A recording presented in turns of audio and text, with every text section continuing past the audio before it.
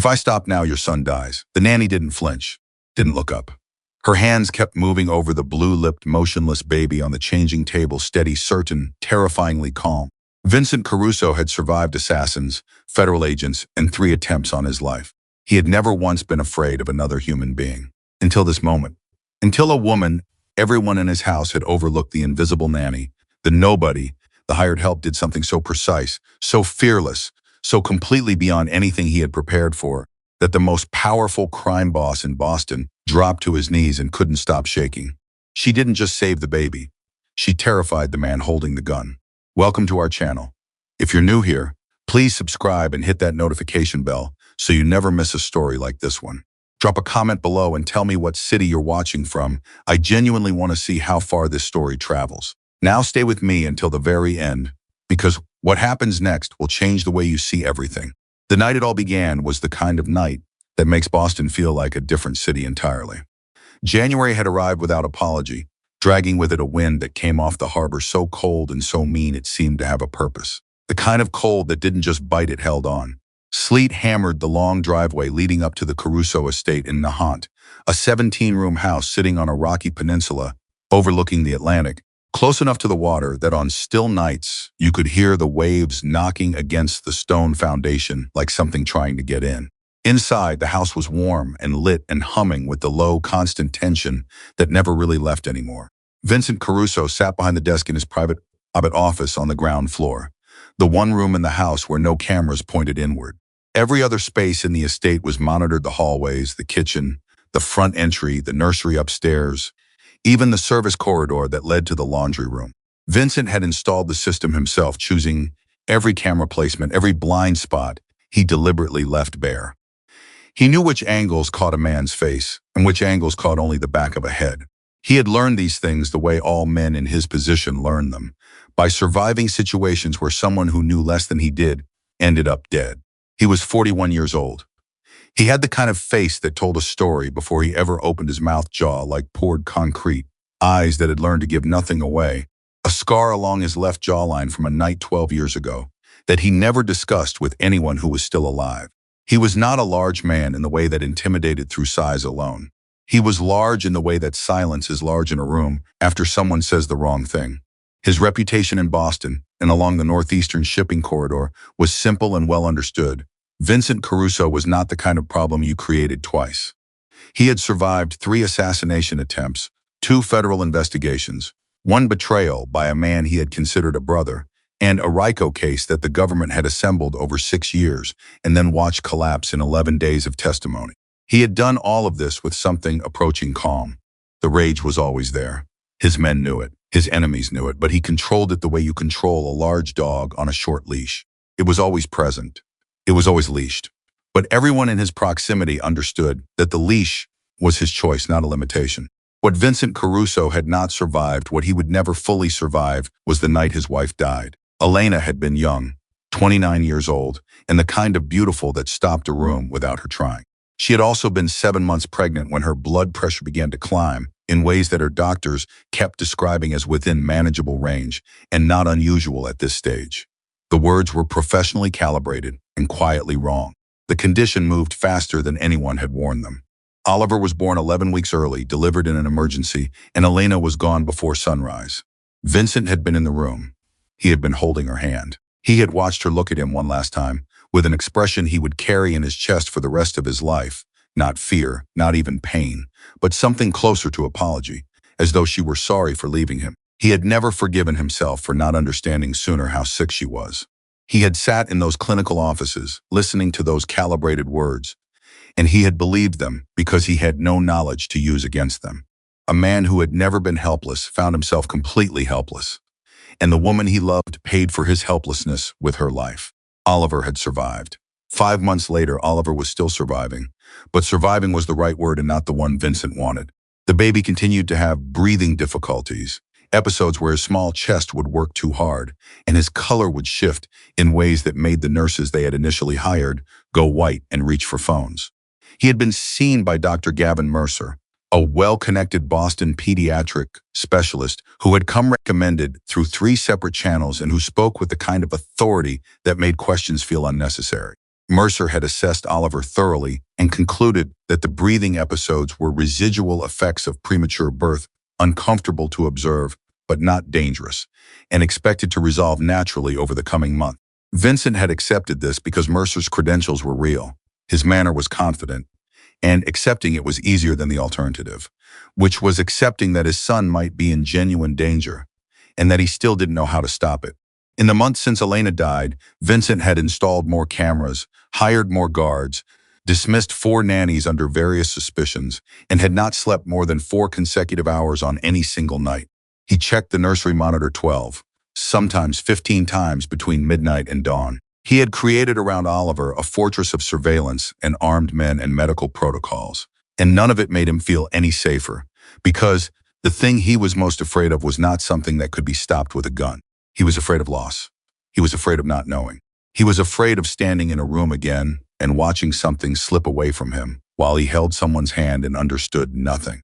So when the storm arrived that January night and brought Rachel Sullivan with it, Vincent was already in the condition he was almost always in, wary, exhausted, and convinced that the best protection was more control. Rachel had called 3 days earlier about the open nanny position. His assistant, a careful woman named Linda, who had worked for Vincent for 9 years and had long since learned to filter people by their voice alone, had told him afterward that the applicant sounded serious and somewhat unusual without being able to fully explain what she meant by that. Rachel had not asked about salary first. She had asked about the child's age, his prematurity, his feeding schedule, and whether there were any documented respiratory concerns in his file. Linda had passed the call along. Vincent had agreed to the interview. Now Rachel was sitting across from him, dripping slightly from the sleet, wearing a dark coat that had seen better years, and holding herself with the kind of stillness that Vincent associated with people who had either learned not to be nervous or had been through enough that nervousness felt redundant. She was somewhere in her mid-30s, with the kind of face that was plain until you looked at it long enough to notice it wasn't plain at all, just quiet. She didn't smile when she didn't mean it. She didn't fill the silence with reassurance. She sat down across from him in the office, where most people sat very carefully, aware of what the room meant, and she looked at him as if he were simply a person whose questions she was prepared to answer. "Tell me about Oliver's breathing pattern during night feedings," she said, before he had asked her a single thing. Vincent paused. "I'm usually the one who asks questions in this room." "I understand that," Rachel said, "and you'll get that chance. But whatever you ask me about childcare or experience or references, none of it matters if this baby's nighttime respiratory pattern is what I'm afraid it might be. So tell me about the night feedings first." Vincent looked at her for a long moment. In his experience, people who came into this room either tried to make him feel comfortable because they wanted something from him, or they were frightened and trying not to show it. Rachel Sullivan did not appear to be doing either of those things.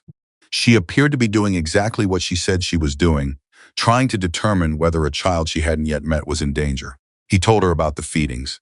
He described the sounds, the frequency, the color changes he'd noticed in Oliver's lips during particularly difficult episodes.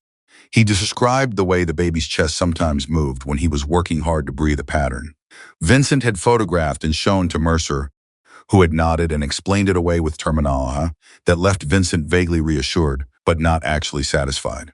Rachel listened without interrupting. She asked 2 follow-up questions: whether the episodes were more common after certain types of formula preparation, and whether anyone had examined Oliver's airway directly rather than relying solely on the external breathing assessment Mercer had documented. "That's a specific question," Vincent said. "It's a necessary question," Rachel answered. "Mercer's one of the best pediatric specialists in New England. I had him vetted. I'm sure his credentials are real," Rachel said carefully. "I'm asking about the method, not the man." Vincent made a note of the distinction. He also made a note of the fact that she had said, "I'm sure his credentials are real," in a tone that didn't quite match the words. But he filed that away and continued. He asked her about her background. She described her previous positions: 3 families, 2 years each, both in the Boston area, references available upon request. The resume was competent and unremarkable. The jobs were real. Linda had already verified that much. What was not on the resume, Vincent would learn much later, was the career that those nanny jobs had followed. What was not on the resume was the pediatric emergency unit at Mercy General, where Rachel Sullivan had worked for 7 years, and had been considered, by people who worked alongside her, one of the most reliable hands in a high-pressure environment. What was not on the resume was the night she had gone to administration with documentation of falsified patient records, or the meeting with Dr. Gavin Mercer, in which she had laid her evidence on a conference table and watched him look at it and smile. What was not on the resume was what came after that smile. But Vincent didn't know any of that yet. What he knew was that Oliver had stopped crying in the monitor above his desk, which the baby almost always did when the hour grew late and the fever of the day pushed him into fitful, unreliable sleep, and that the woman across from him had just asked the single most intelligent question about a son's condition that anyone had asked in 5 months. He offered her the position under 3 non-negotiable conditions. She would live at the estate full-time. She would follow Oliver's schedule exactly as it was documented, and she would not involve herself in any matter that was not directly related to Oliver's care. "I understand," Rachel said. "I want to be very clear about the last condition," Vincent said. "The people who come through this house, the conversations that happen here, the business that gets conducted, none of that concerns you." "Mr. Caruso," Rachel said, looking at him with a directness that most men in his life had learned to avoid, "I'm here for Oliver. That's the only reason. Whatever else happens in this house has nothing to do with me, and I'd prefer to keep it that way." Vincent nodded slowly. "Then we understand each other." "There's one more thing," Rachel said. He raised an eyebrow. "If I see something concerning with Oliver's health, something that contradicts what his current physician has concluded, I need your word that you'll hear me out before dismissing it." Vincent almost smiled. "Almost. You're asking me to trust your medical judgment over a doctor's." "I'm asking you to let me speak," Rachel said. "That's all. Just let me speak." He hired her that night, in the middle of the sleet, while the monitor above his desk carried the sound of his son's imperfect breathing into the room. What he did not say to her, what he would not have said to anyone, was that the real reason he hired her was the moment Oliver had begun to cry just after she arrived in the foyer, and Rachel had walked to the carrier without asking permission and held the baby against her shoulder with a certainty that was different from practiced comfort. It was not the motion of someone following technique. It was the motion of someone who understood what the child needed before she finished thinking about it. Oliver had stopped crying in 11 seconds. Vincent had counted. He had hired 4 nannies before Rachel. None of them had gotten him to 11 seconds. The first 2 weeks inside the Caruso estate were Rachel's education in invisibility.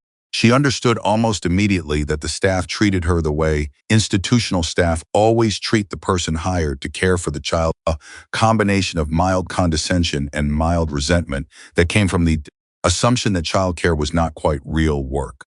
The guards, who rotated in shifts and spoke to each other in the shorthand of men who had worked together long enough to need fewer words, referred to her as the nanny in conversations she was clearly meant to overhear. The cook, a quiet man named Frank, who had been with the estate for 8 years, was polite to her in the way that people are polite to someone they've decided doesn't matter.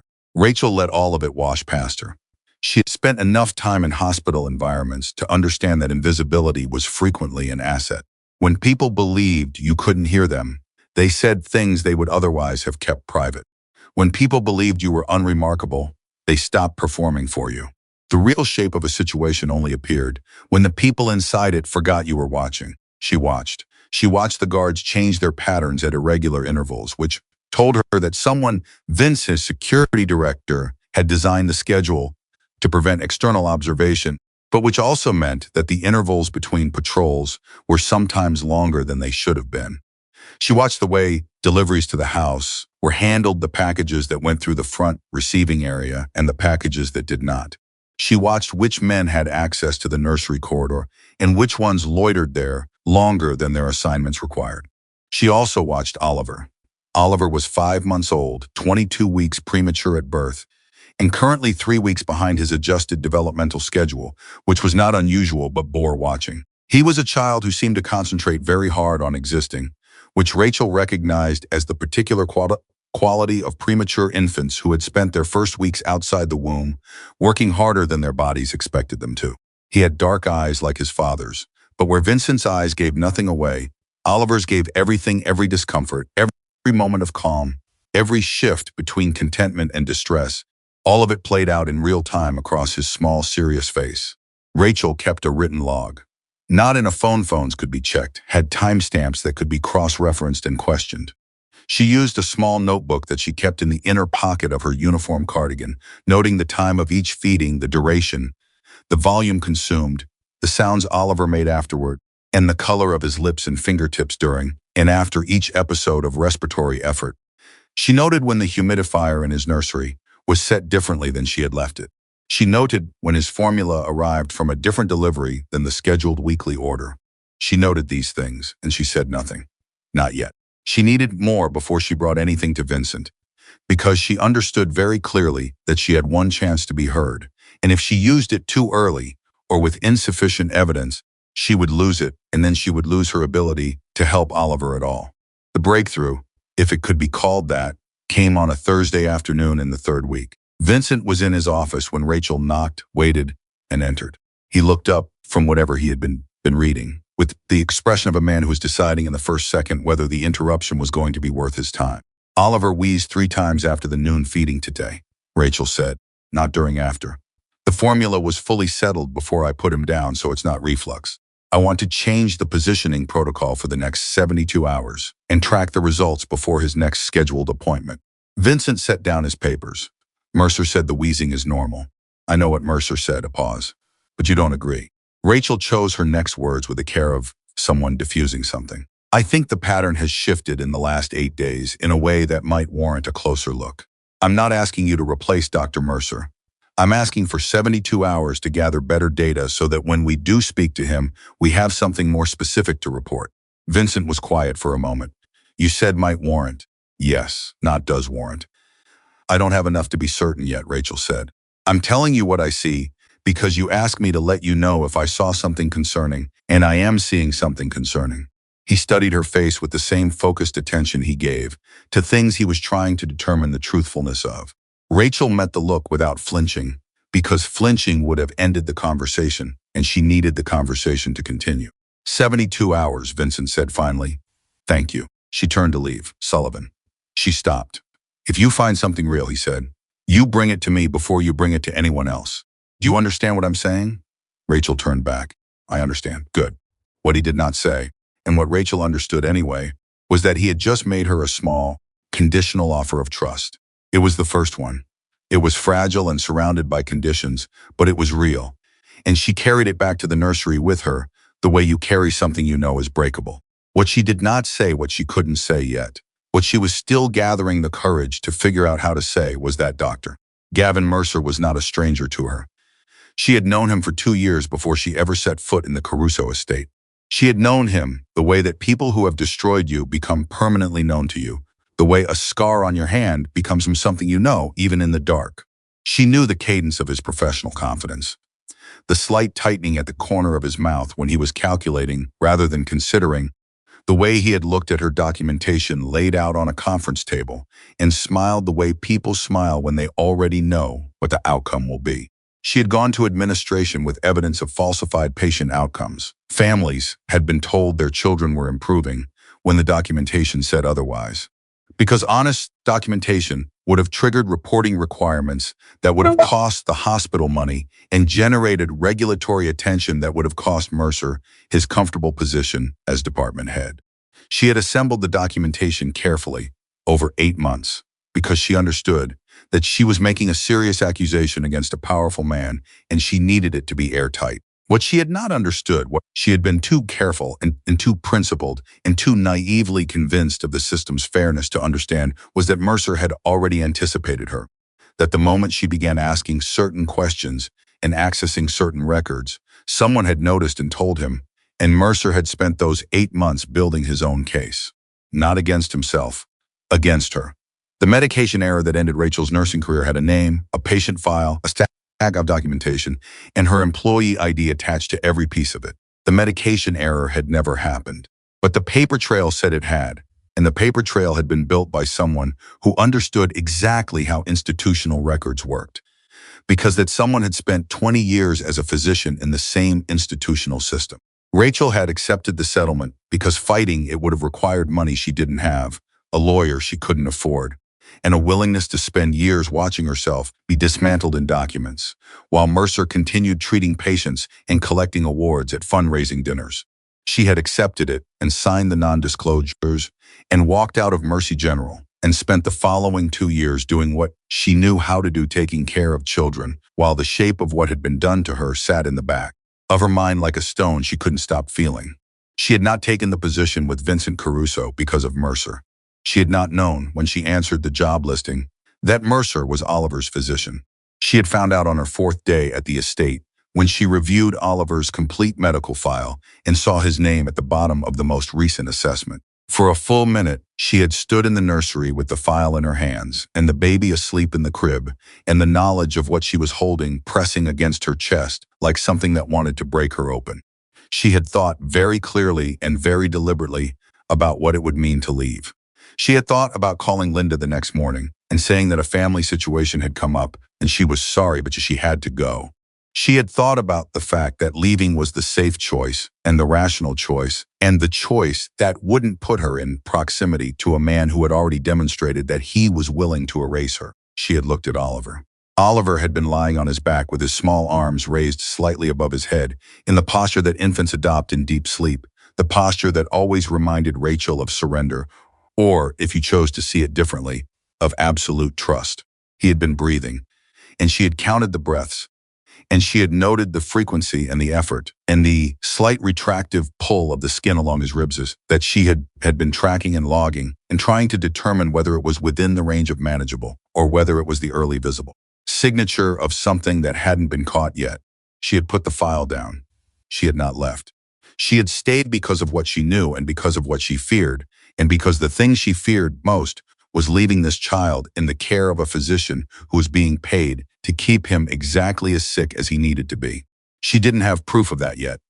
She had suspicion and a pattern, and the particular cold certainty that comes from having been inside a situation. You recognize the way a doctor recognizes a disease they've seen before, not from the name in the file, but from the shape of it, from the way it moves. On the 18th day, she got closer to proof. She was changing Oliver's formula preparation, following her modified positioning protocol, when she noticed that one of the feeding device attachments in his medical supply kit had a hairline seam along its connection point that she hadn't seen before. It was small enough to miss. It was the kind of thing you would only catch if you were looking very carefully and happened to tilt the device at exactly the right angle under strong light. She photographed it with her phone. She set the device aside and used the backup from the unopened kit. She did not tell Vincent that night because she needed to know what she was looking at before she said anything that couldn't be unsaid. She would spend 3 more days watching Oliver breathe, marking the log, waiting for the seam to become what she was afraid it was. And then, before she could bring the evidence to anyone, the storm came in off the Atlantic. The house lost its signal for 17 minutes during a particularly violent squall. And at 2 minutes past 2 in the morning, the baby monitor in Vincent's office emitted a sound that stopped the world. It was not crying, it was a soft, broken, suffocating gasp. The kind of sound a small body makes when it is trying to breathe and cannot find the air. The kind of sound that, once you have heard it, you never forget and never forgive yourself for having had to hear. Then silence. Pure and absolute and catastrophic silence. Vincent was moving before the silence fully registered. He was through the office door with the handgun already in his hand because Vincent Caruso's body had trained itself over 2 decades to treat unexpected silence as the most dangerous sound there was. He went up the stairs at a controlled sprint, his mind running the calculations it always ran: intruder or technical failure, access point, threat level, response required, and he hit the nursery door with his shoulder because his hands were already in position for what came next. What came next stopped him cold. Rachel was at the changing table with Oliver beneath her hands. One hand had the baby's mouth open. The other was guiding something narrow and metallic toward the baby's throat. To Vincent Caruso, in that doorway in that instant, the image arranged itself into exactly the shape his mind was prepared to see. A threat to his child, a weapon, a woman he had allowed into his house who was now doing something unspeakable to his son. He raised the gun. "Step away from him," he said. And his voice was the voice of a man who had given that instruction before and been obeyed and was prepared not to be obeyed again. "Step away from my son right now." Rachel did not step away. She did not look at him. Her eyes stayed exactly where they needed to be, on the child, on the airway, on the hairline between a decision made correctly and a decision made almost correctly, and the difference between those two things, which was Oliver's life. If I stop now, Rachel said, her voice completely steady, completely controlled, completely unlike the voice of someone with a gun pointed at them. Your son dies. Vincent's finger was on the trigger. His son was not crying. His son was not moving. What are you doing? He said. It came out less like a question than like something he had already partially answered and didn't want to finish. There's an obstruction in his airway, Rachel said. Part of the feeding valve. It's lodged and I need 30 more seconds. Call emergency services now and turn on the examination lamp above the table. Why should I believe you? Because your son is blue, Rachel said. Vincent looked at Oliver. Oliver was blue. Call them now, Rachel said, and turn on the lamp. I need the light. Vincent's hand lowered the gun by 3 inches. His mind was doing something it almost never did, which was splitting completely in two, one half still calculating threat, still running the numbers on a woman with a metal instrument in his son's mouth, still holding the gun, and the other half looking at his son's lips and his son's stillness and understanding with a terrible, sickening clarity that the gun did not matter at all right now. He crossed to the lamp and switched it on with one hand, the gun still in the other. Rachel didn't acknowledge this. She was already adjusted to the better light, already repositioned by 1 critical millimeter, already doing the thing that she needed to do. You can threaten me afterward, she said quietly, her hands impossibly still. Right now, be his father and stay on that phone. Vincent had already dialed. He was already speaking to dispatch. He was watching Rachel's hands over the barrel of a gun that he no longer knew what to do with because there was no version of what he was seeing that a gun could fix. And he was beginning to understand with a slowness and a pain that would take him months to fully process that he had walked into a situation where his most reliable tools were completely irrelevant. Rachel's hands moved once, carefully, with a precision that looked, to an untrained eye, like very little. She extracted the obstruction. Oliver still didn't breathe. She set the forceps aside and began infant CPR. 30 compressions. 2 breaths. She counted under her voice, just barely audible, the numbers keeping the rhythm that was the only rhythm that mattered. Vincent stood with the phone against his ear and the gun at his side and watched the woman he had hired to be invisible perform the only act in the world that could save his child. And he could not speak and could not move and could not do a single thing except stay on the line with dispatch and answer their questions and count along with Rachel's counting because the counting was the only thing keeping him on this side of something he couldn't name. The seconds were not seconds. They were separate small eternities, each one complete and terrible. And then Oliver coughed. It was a small, wet, furious cough that sounded like the most beautiful sound Vincent Caruso had ever heard in his life, followed immediately by a cry so vigorous and so angry and so completely, overwhelmingly alive that Vincent's legs stopped working and he went down onto his knees on the nursery floor without deciding to. Rachel kept her hands on Oliver. She was checking, assessing, reassuring herself with data, even as the cry told her what she needed to know. She lifted him, held him against her shoulder, and turned enough to look at Vincent on the floor. She didn't say anything triumphant. She didn't say anything reassuring. She looked at him with the expression of someone who is still in the middle of a job and knows it, and she said, "The ambulance is coming. Come hold your son and keep him upright." Vincent stood. He crossed the room. She passed Oliver to him and kept one hand behind the baby's neck while he found his footing as a father in a way he hadn't quite managed in 5 months of trying. Oliver was crying. He was warm and small and crying, and Vincent was holding him with his handgun still in his fist and tears running down his face in a way that he would have been incapable of allowing in front of any person on earth who knew who he was. But Rachel had turned back to the doorway to listen for the ambulance, and she was giving him the only thing he needed in that moment, which was the privacy to be a man who was completely undone by love for his child. She had known to do that too. The ambulance arrived in 6 minutes. The paramedics took Oliver, and Rachel provided the obstructions and the detailed timed account of what had occurred, speaking in the clear, rapid shorthand of someone who knew exactly what information emergency responders needed and in what order. Vincent listened to her and understood for the first time, in a way that moved through his chest like something physical, that he had been sharing a house for 3 weeks with someone he had never actually seen.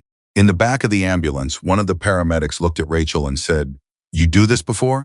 "Yes," Rachel said. "Nursing?" he asked. There was a pause that lasted exactly as long as Rachel needed to decide something. "Something like that," she said. Vincent heard the pause. He would not forget it.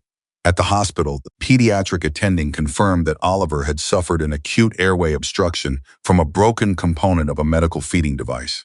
The attending also noted, reviewing Oliver's file with the careful attention of someone seeing it for the first time, that the baby showed signs of a treatable airway condition that had not been previously identified or addressed.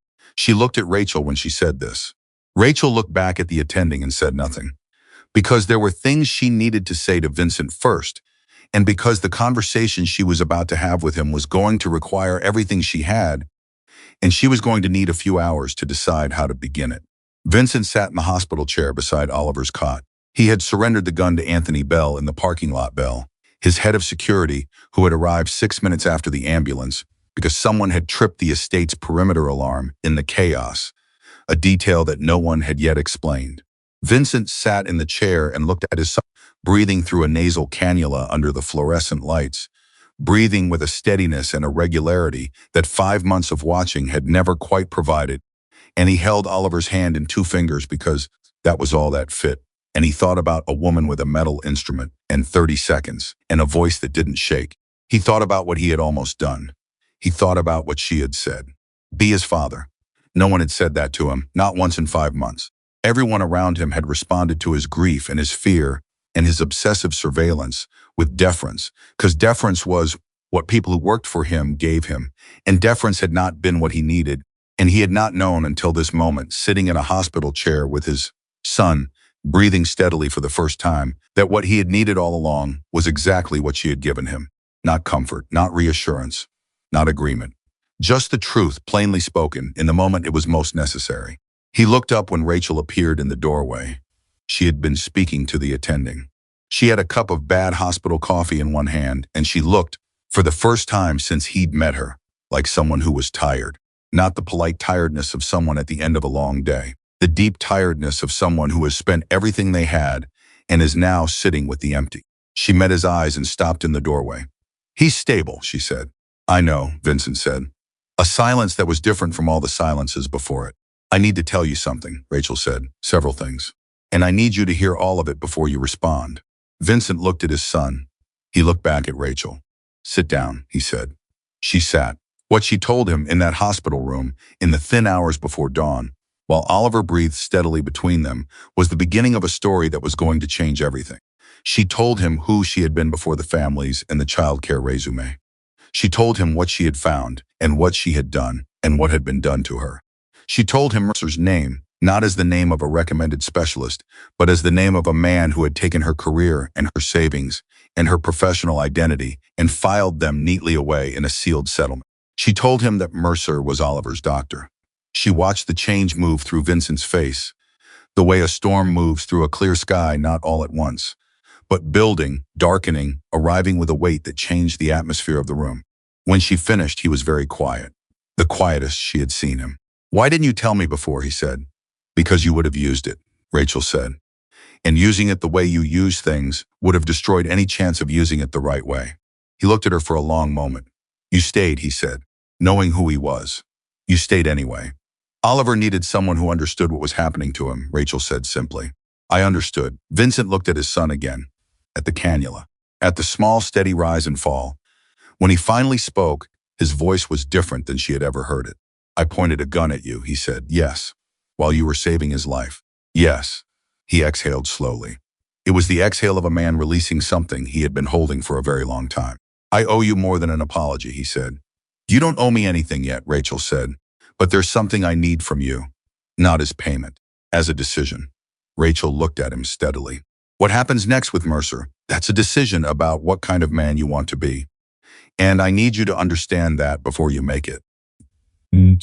Vincent didn't answer immediately. He was thinking, and Rachel let him think, because she had learned in 3 weeks of living in his house that rushing Vincent Caruso's thinking produced the wrong kind of results.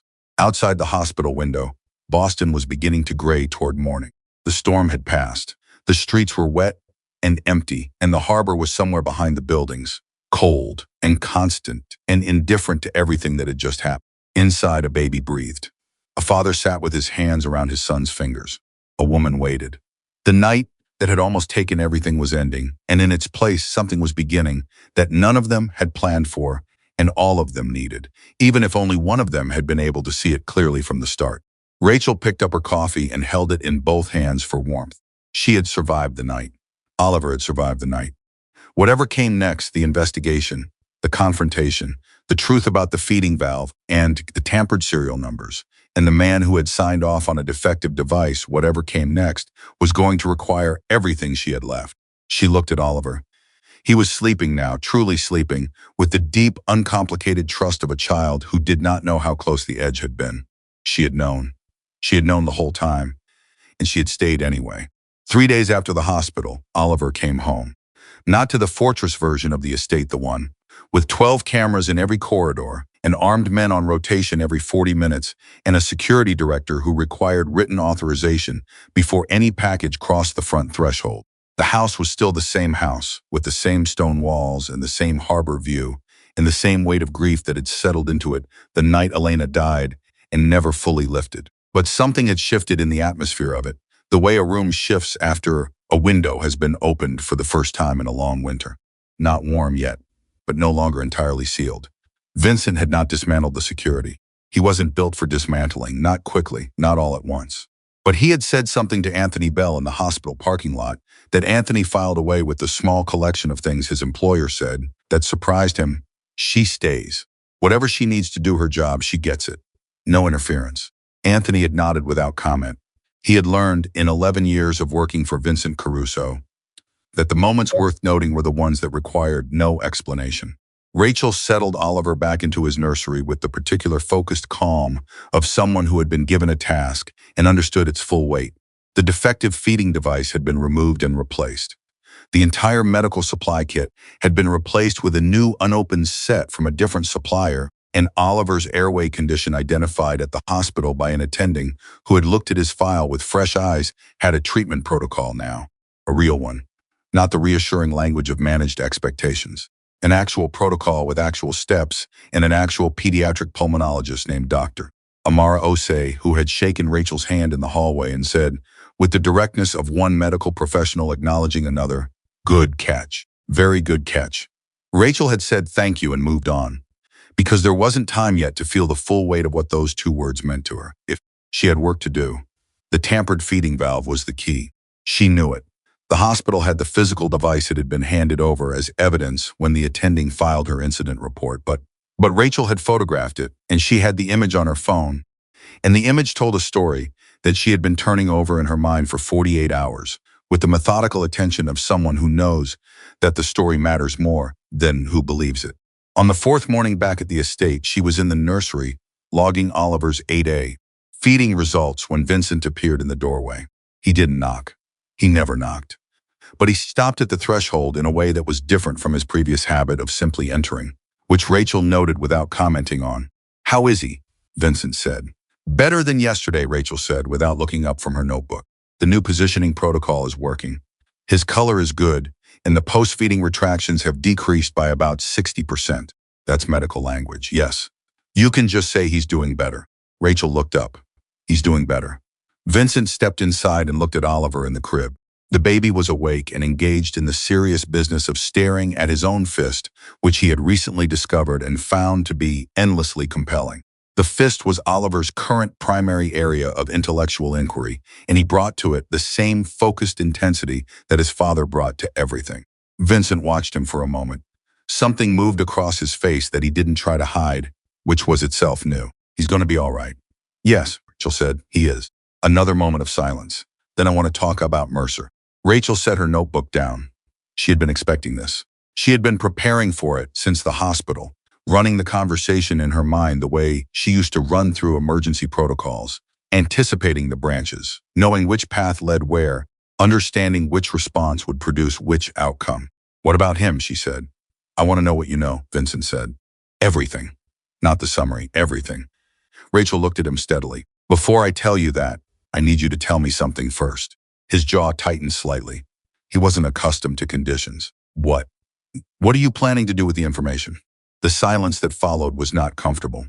Vincent moved to the chair by the window and sat in it in the way that men like him sit, not relaxed, never fully relaxed, but occupying the space with the density of someone who's learned that presence is a form of power. He looked at Rachel across the small territory of the nursery. Mercer is going to answer for what happened to Oliver, he said, and for what he did to you. I understand that's what you want, Rachel said. That's not what I asked. Vincent's eyes narrowed slightly. You're asking if I'm going to kill him. I'm asking what justice looks like to you, Rachel said. Because that answer determines whether what I know helps or hurts. He was quiet for a long moment. She let him be quiet. She had learned in the past 3 weeks that Vincent's silences were not empty. They were the place where his actual thinking happened. The processing that his face and voice kept private. He put a broken piece of equipment in my son's nursery, Vincent said finally. A broken piece of equipment that could have, he stopped. Started again. He put it there on purpose. You believe that? I believe it's likely, Rachel said carefully. I don't have proof of the intent yet. I have evidence of the device and evidence of the pattern. The intent is the piece I'm still working on. What pattern? Rachel stood and retrieved the small notebook from the table beside Oliver's crib. She sat in the chair across from Vincent and opened it to a page marked with a folded corner. Oliver's breathing episodes. I've been tracking them for 3 weeks. The frequency, the timing, the conditions before and after. There's a pattern in the timing that corresponds with Mercer's visit schedule and the medical supply deliveries. Vincent looked at the notebook. The deliveries. The supplies come from a company called Med, standard supplier for pediatric home care. But the batch that contained the defective valve arrived on a date that doesn't match the scheduled weekly order. It was an off-schedule delivery. I noticed it at the time, but I didn't yet understand what I was looking at. She turned another page. This is the delivery log that Linda maintains at the front desk. The off-schedule delivery was authorized by a code I traced back to the nursery supply protocol. But the authorization signature doesn't match Linda's format. Vincent's stillness changed quality. It became sharper. Someone else authorized it, he said. Someone with access to the supply authorization system, Rachel said, which is a short list. How short? 4 people. Linda, your head housekeeper. Mercer, who was given provisional access when he set up Oliver's home care protocol, and your security director. Vincent didn't move. His face did not change in any visible way. But the quality of his attention shifted into something colder and more focused. And Rachel felt it, the way you feel a change in air pressure. Belle, he said. I don't know, Rachel said. I'm telling you what the records show. I'm not making accusations I can't support. But the list is 4 people. Yes, another long silence. Vincent stood abruptly, went to the window, and stood with his back to her. Oliver had fallen asleep with his fist still raised, dreaming whatever 5-month-olds dream. The room was very quiet. Why are you telling me this? Vincent said without turning around. If you're worried about what I'm going to do with it. Because you have access to information I don't, Rachel said. And because whatever happened to Oliver isn't a standalone event. Someone made a decision to use a baby as leverage. And the people who make that kind of decision don't make it once. Vincent turned. His face had closed down in the way it did when he was making calculations he wouldn't explain. You think this is about the shipping routes? Rachel met his eyes. I think this is above my pay grade, she said. But I also think that if you handle it the way you normally handle threats, you'll destroy the chain of evidence that could hold the right people accountable for more than just Oliver. He looked at her for a long time. You know what I do, he said. It wasn't a question. You know who I am, yes. And you're asking me to do it differently. I'm telling you what the options are, Rachel said. What you do with that is your choice. It was always your choice. Vincent exhaled slowly. It was a sound that carried something in it, not defeat, not quite, but the particular weight of a man who is beginning to understand that the tools he has spent a lifetime sharpening are not the right tools for this job. He left without saying what he had decided. Rachel looked at Oliver sleeping. She picked up her notebook and wrote the time, 8:47 a.m. She didn't know what was coming. She knew it was coming fast. By the end of that day, the thing Rachel had not wanted to happen had happened anyway. Mercer came to the estate. He called the previous evening, having been informed by the hospital of Oliver's emergency and subsequent admission, and Vincent, operating from whatever calculus he was running, had allowed the visit. Rachel found out from Linda at 11 in the morning, 3 hours before Mercer was scheduled to arrive, and spent those 3 hours doing what she had spent the last 2 years doing, preparing for a situation she couldn't fully control and trying to identify the variables she could. She was in the kitchen with Oliver in the carrier when Mercer walked through the front door. He saw her immediately. Of course he did. People like Mercer always saw the things they needed to monitor. He crossed the foyer with his physician's confidence and his expensive coat, and he said her name, not the name he would have used at the hospital. Not Rachel Sullivan, just her first name, quiet and controlled, in the tone of someone reminding her that he knew who she was before she remade herself. I wasn't aware you were working here, he said pleasantly. I imagine there are a lot of things you aren't aware of, Rachel said. His eyes moved to Oliver in the carrier. Something passed across his face that Rachel couldn't fully read, but didn't like. How is he recovering? Well, Rachel said, very well, actually. The new attending at Boston General has been thorough. The emphasis on new was deliberate. Mercer heard it. A muscle in his jaw moved once. I'll need to review the updated protocols, he said. Mr. Caruso will want to discuss that with you, Rachel said. He's waiting in his office. Mercer moved past her toward the office hallway.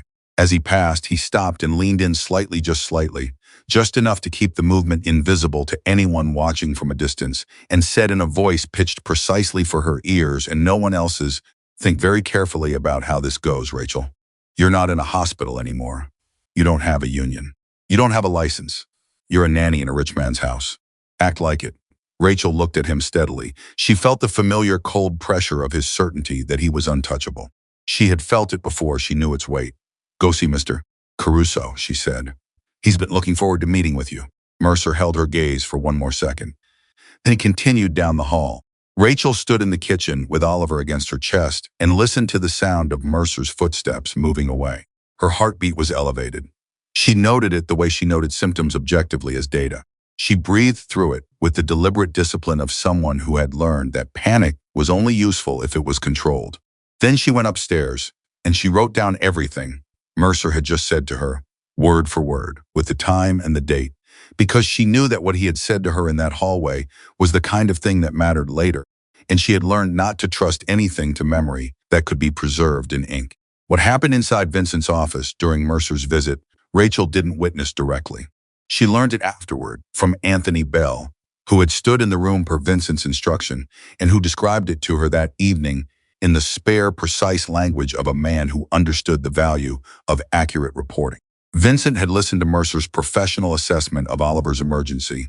The physician had attributed it to an equipment malfunction from a standard supplier, regrettable but statistically rare, and then Vincent had set a photograph on the desk. The photograph was of the feeding valve. Rachel's photograph, transferred and printed that morning. Tell me about this, Vincent had said. Mercer had looked at it. His expression had not changed, which Anthony noted was itself significant. A standard Novamed component. I'm familiar with the model. The seam on the connection point, Vincent said. That's not a manufacturing defect. I wouldn't be in a position to assess that without. I had 3 people look at it this morning, Vincent said. None of them are medical professionals. All 3 of them said the same thing. That seam was made by a tool, not a factory. Mercer had been quiet for a moment. Mr. Caruso, I understand that you're upset. I want you to hear something, Vincent said. He opened the desk drawer and placed a digital recorder on the surface. He pressed play. What came through the recorder was Rachel's voice, calm and measured, narrating the device's defect in clinical detail, not an accusation. Just a factual description, followed by a pediatric engineer's voice confirming her assessment. The engineer had been contacted by Anthony Bell at 6 that morning. The conversation had been recorded with her consent.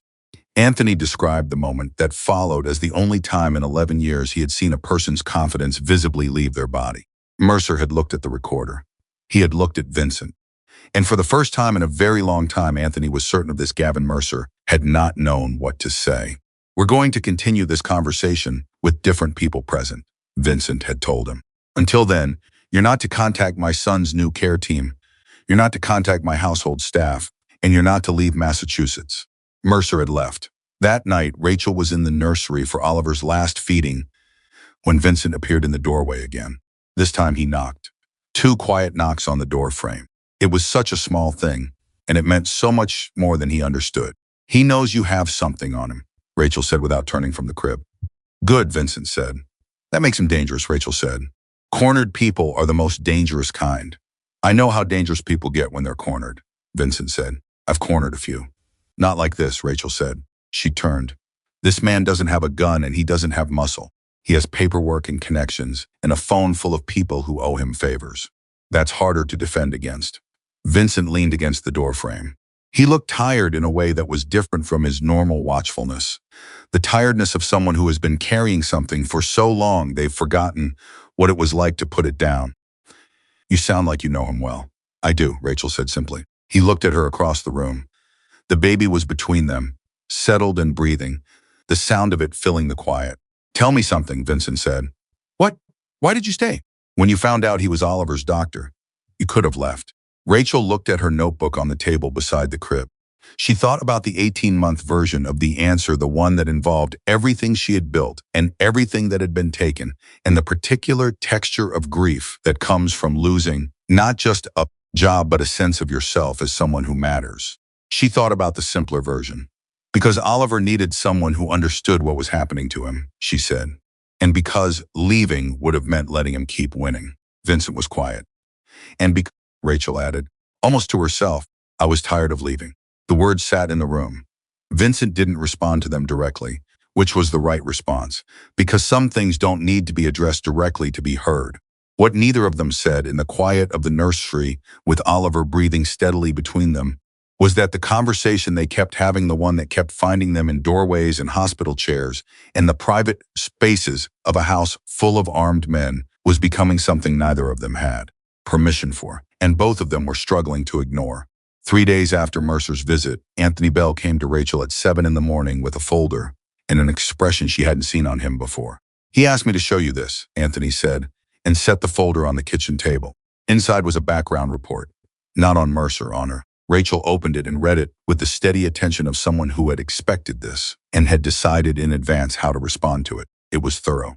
It covered her nursing career, the accusations, the settlement, the non-disclosure agreement. It covered every nanny position she had held in the 2 years since. It covered 2 parking tickets and a bank account balance that had hovered just above zero for 14 months. She closed at Anthony. He knows, she said. Yes, Anthony said. Since when? Since the morning after the hospital. Rachel processed that. 3 days. He had known for 3 days and had said nothing to her about it. Had let her stay. Had let her continue talking to him in the nursery and the kitchen and the hospital corridor as if the folder didn't exist. He wants to talk to you, Anthony said. I know, Rachel said. She found Vincent in his office. He was standing when she came in, which was unusual. Vincent almost always sat when he wanted to control a conversation, and standing meant something different. It meant he hadn't made up his mind yet about the shape of what he needed to say. You read the file, she said. It wasn't a question. Yes, then you know everything. I know what happened, Vincent said. I want to know why you didn't tell me. Rachel took a breath. She had rehearsed this too. Because wealthy institutions destroyed me once, and I didn't believe a man in your position would hear the truth differently than they did. I thought you would use it. I thought you would decide I was too compromised, too risky, and you would send me away from Oliver before I could help him. And now? Now I think I might have been wrong about that, Rachel said. But I want you to understand I made that choice to protect my ability to protect your son, not to deceive you. The goal was always Oliver. Vincent studied her face. Mercer destroyed your career. He built a false record against you and bought your silence. And then you walked into my house and found him attached to my son's medical care, and you stayed anyway. Yes, that's either very brave or very reckless, Vincent said. It might be both, Rachel said. Something shifted in his expression. Not softening exactly, Vincent Caruso did not soften. But a quality of the hardness changed. The way iron changes when it's been worked, not weaker, but different in composition. I want to offer you something, he said. Rachel was quiet. I have resources, Vincent said. I have people who know how to find things that were buried and surface them in ways that make them undeniable. I can expose Mercer, not just for Oliver, for everything he did to you. I can erase your debt and rebuild your record and make sure he never practices medicine again. The offer hung in the air between them. Rachel looked at him for a long moment. She thought about what it would feel like to say yes. She thought about the settlement agreement sitting in a drawer in her apartment and the license that wasn't in her wallet anymore, and the patient files she had assembled over 8 months that had never gotten the hearing they deserved.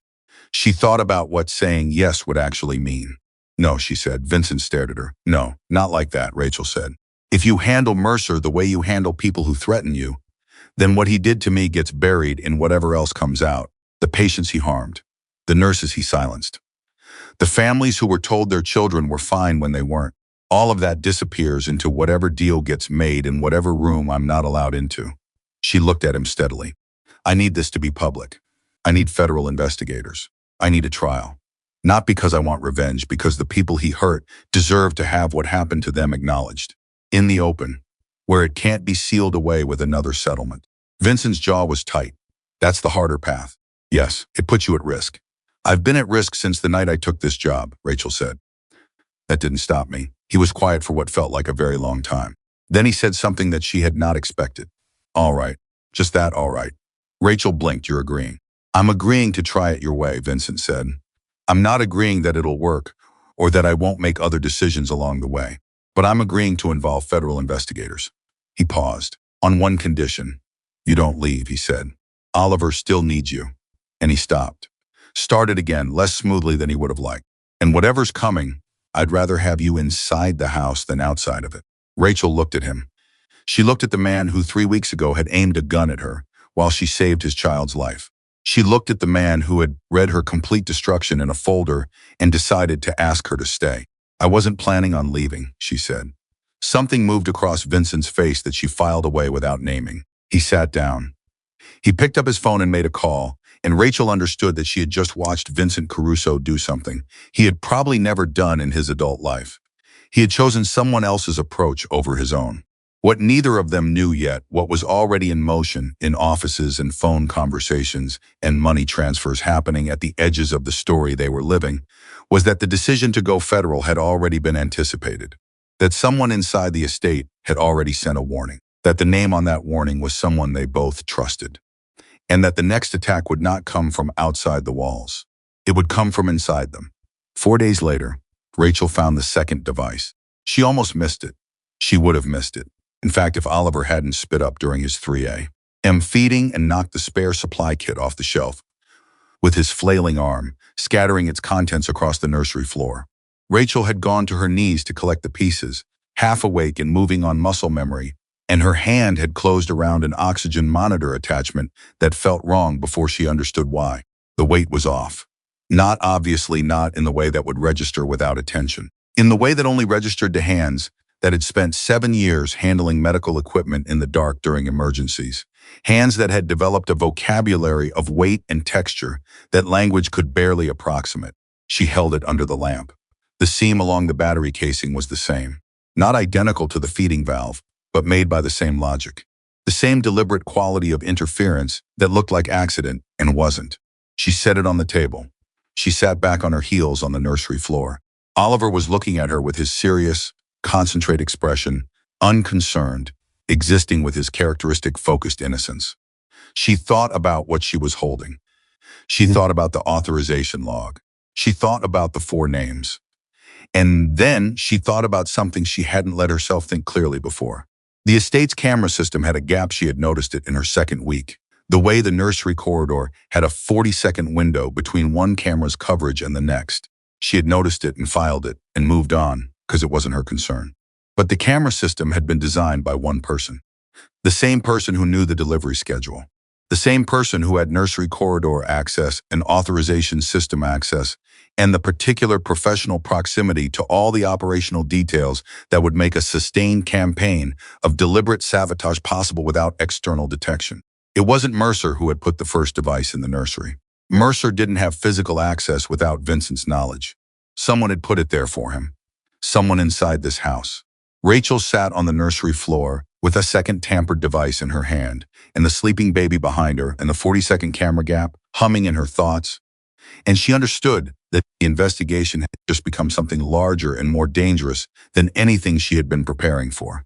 She also understood that she was going to have to tell Vincent, and that telling Vincent was going to change everything again, and that there was no version of what came next that was safe. She looked at Oliver. He had fallen back asleep. His chest rose and fell with the steadiness that the new protocol had given him, the steadiness that she had fought for and nearly died for and refused to let go of. She picked up her phone. She looked at the time, 3:24 She sent Anthony Bell a single text. I need you and Vincent in the nursery. Now, don't use the hallway camera corridor. She looked at the device in her other hand. Somewhere in this house, a traitor was asleep. unaware that a nanny who was supposed to be invisible had just found the second thread of the rope that was going to unravel everything. Rachel set the device carefully on the table and picked up her notebook. She wrote down the time. She wrote down exactly what she had found and where and how. She did not feel afraid. She had already been afraid. She had been afraid in the hospital parking lot and in the hallway with Mercer, and in the moment Vincent's gun was pointed at her, and in every hour she had spent in this house, knowing what she knew. What she felt now was something closer to the stillness that came before necessary action. The stillness of a person who has made a decision and is waiting for the moment it becomes irreversible. She held Oliver's hand through the crib slats and waited for the knock on the door. It came 4 minutes later. The real fight was just beginning. Anthony Bell arrived in the nursery at 3:28 a.m. Vincent was 4 steps behind him. Neither of them had dressed fully. Anthony was in dark pants and a gray shirt, moving the way men move when they've trained themselves to wake combat ready.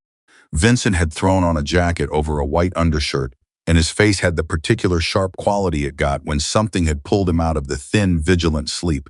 He allowed himself not groggy, not disoriented, but immediately present in the way that people who have survived genuine danger learn to be present, because disorientation in the wrong moment costs everything. Rachel was sitting on the floor beside the crib with the tampered oxygen monitor attachment on the table above her.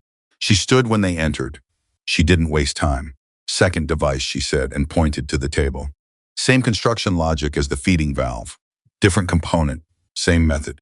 Off-weight battery casing, seam along the lower edge. It arrived in the spare supply kit that was delivered 9 days ago.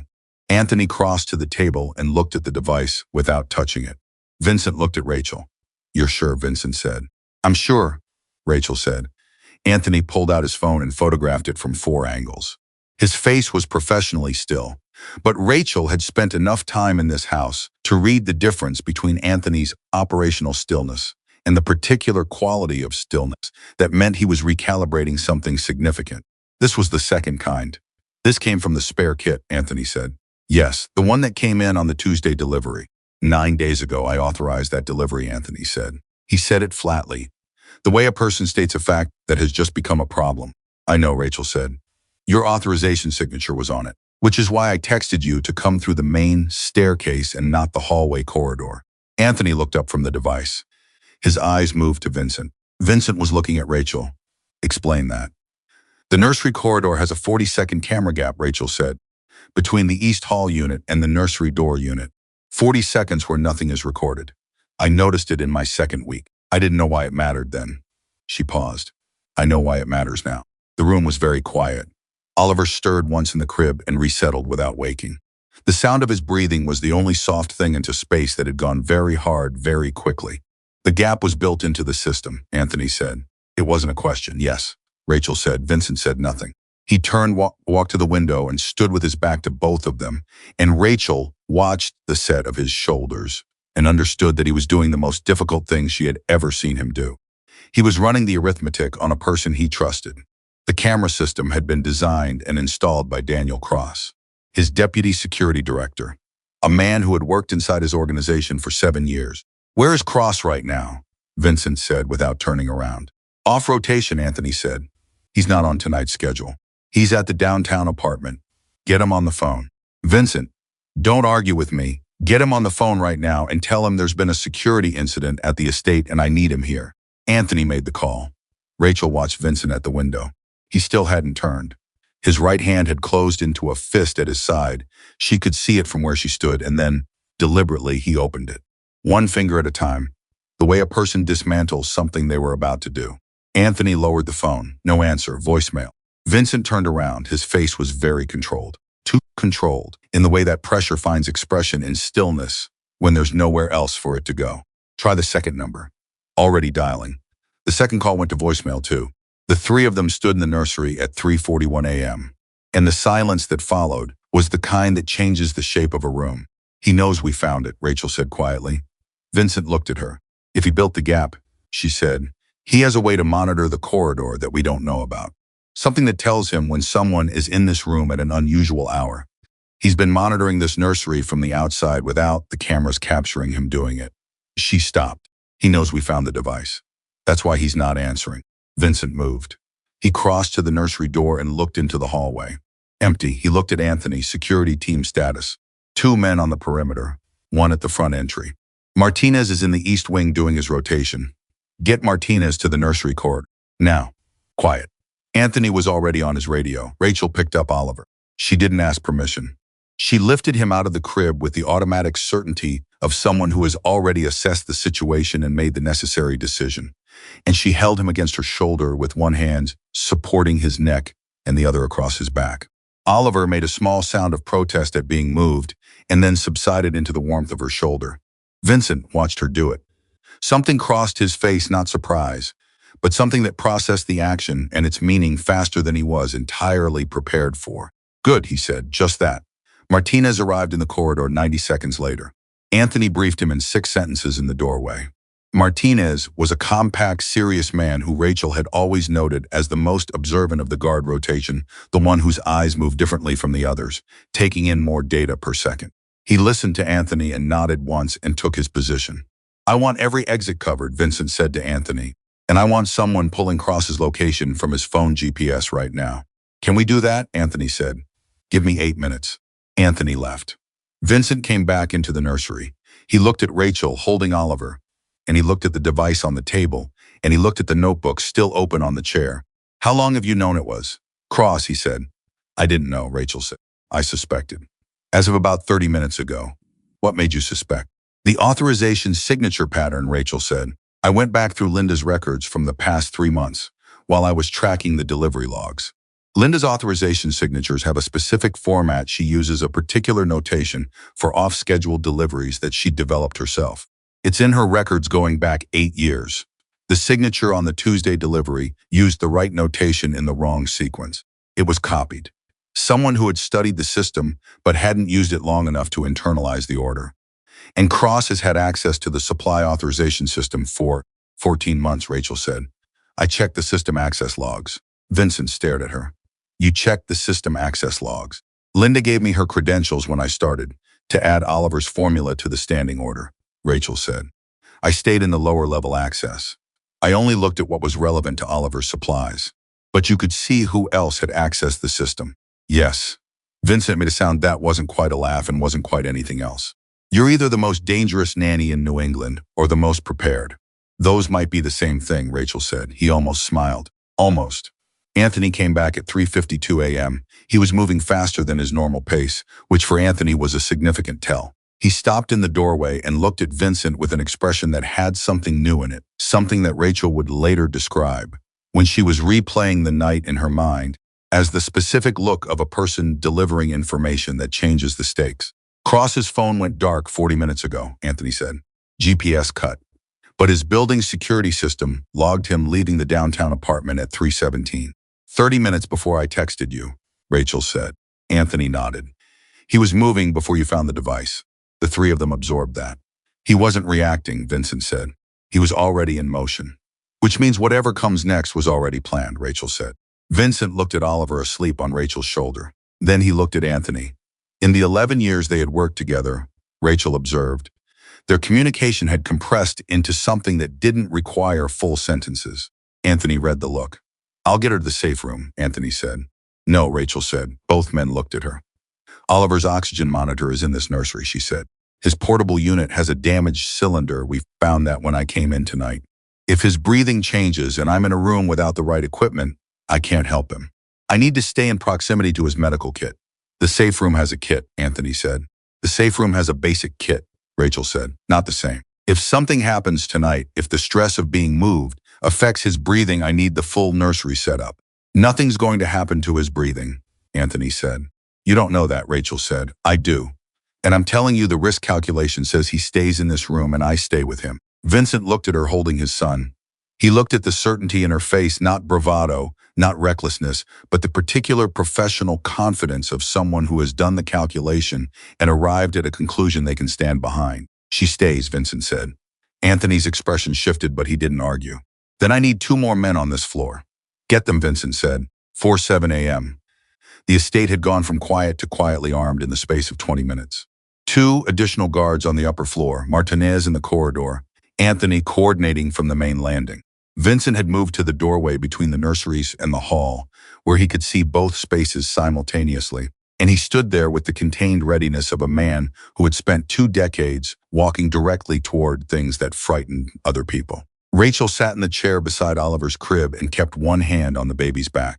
She was watching the monitor, the undamaged wall unit, the one she trusted, and tracking his breathing with part of her mind that never fully turned off. The rest of her mind was running through the architecture of what she knew and what she didn't know, and the significant gap between them. She knew Cross was inside this conspiracy. She knew Mercer was the medical mechanism. She knew the defective devices were meant to create repeated medical crises, not a single fatal event, but a sustained campaign of manufactured emergencies designed to exhaust Vincent and eventually force him into a position of desperate negotiation. What she didn't know was who Cross was working for. What she didn't know was the size of what existed outside the walls of this house. What she didn't know was what the plan looked like for tonight, which was the most urgent unknown of all. At 4:19 a.m., the power went out. Not gradually, not with the flicker that precedes a normal outage. Instantly, completely, with the decisive totality of something that was cut rather than lost.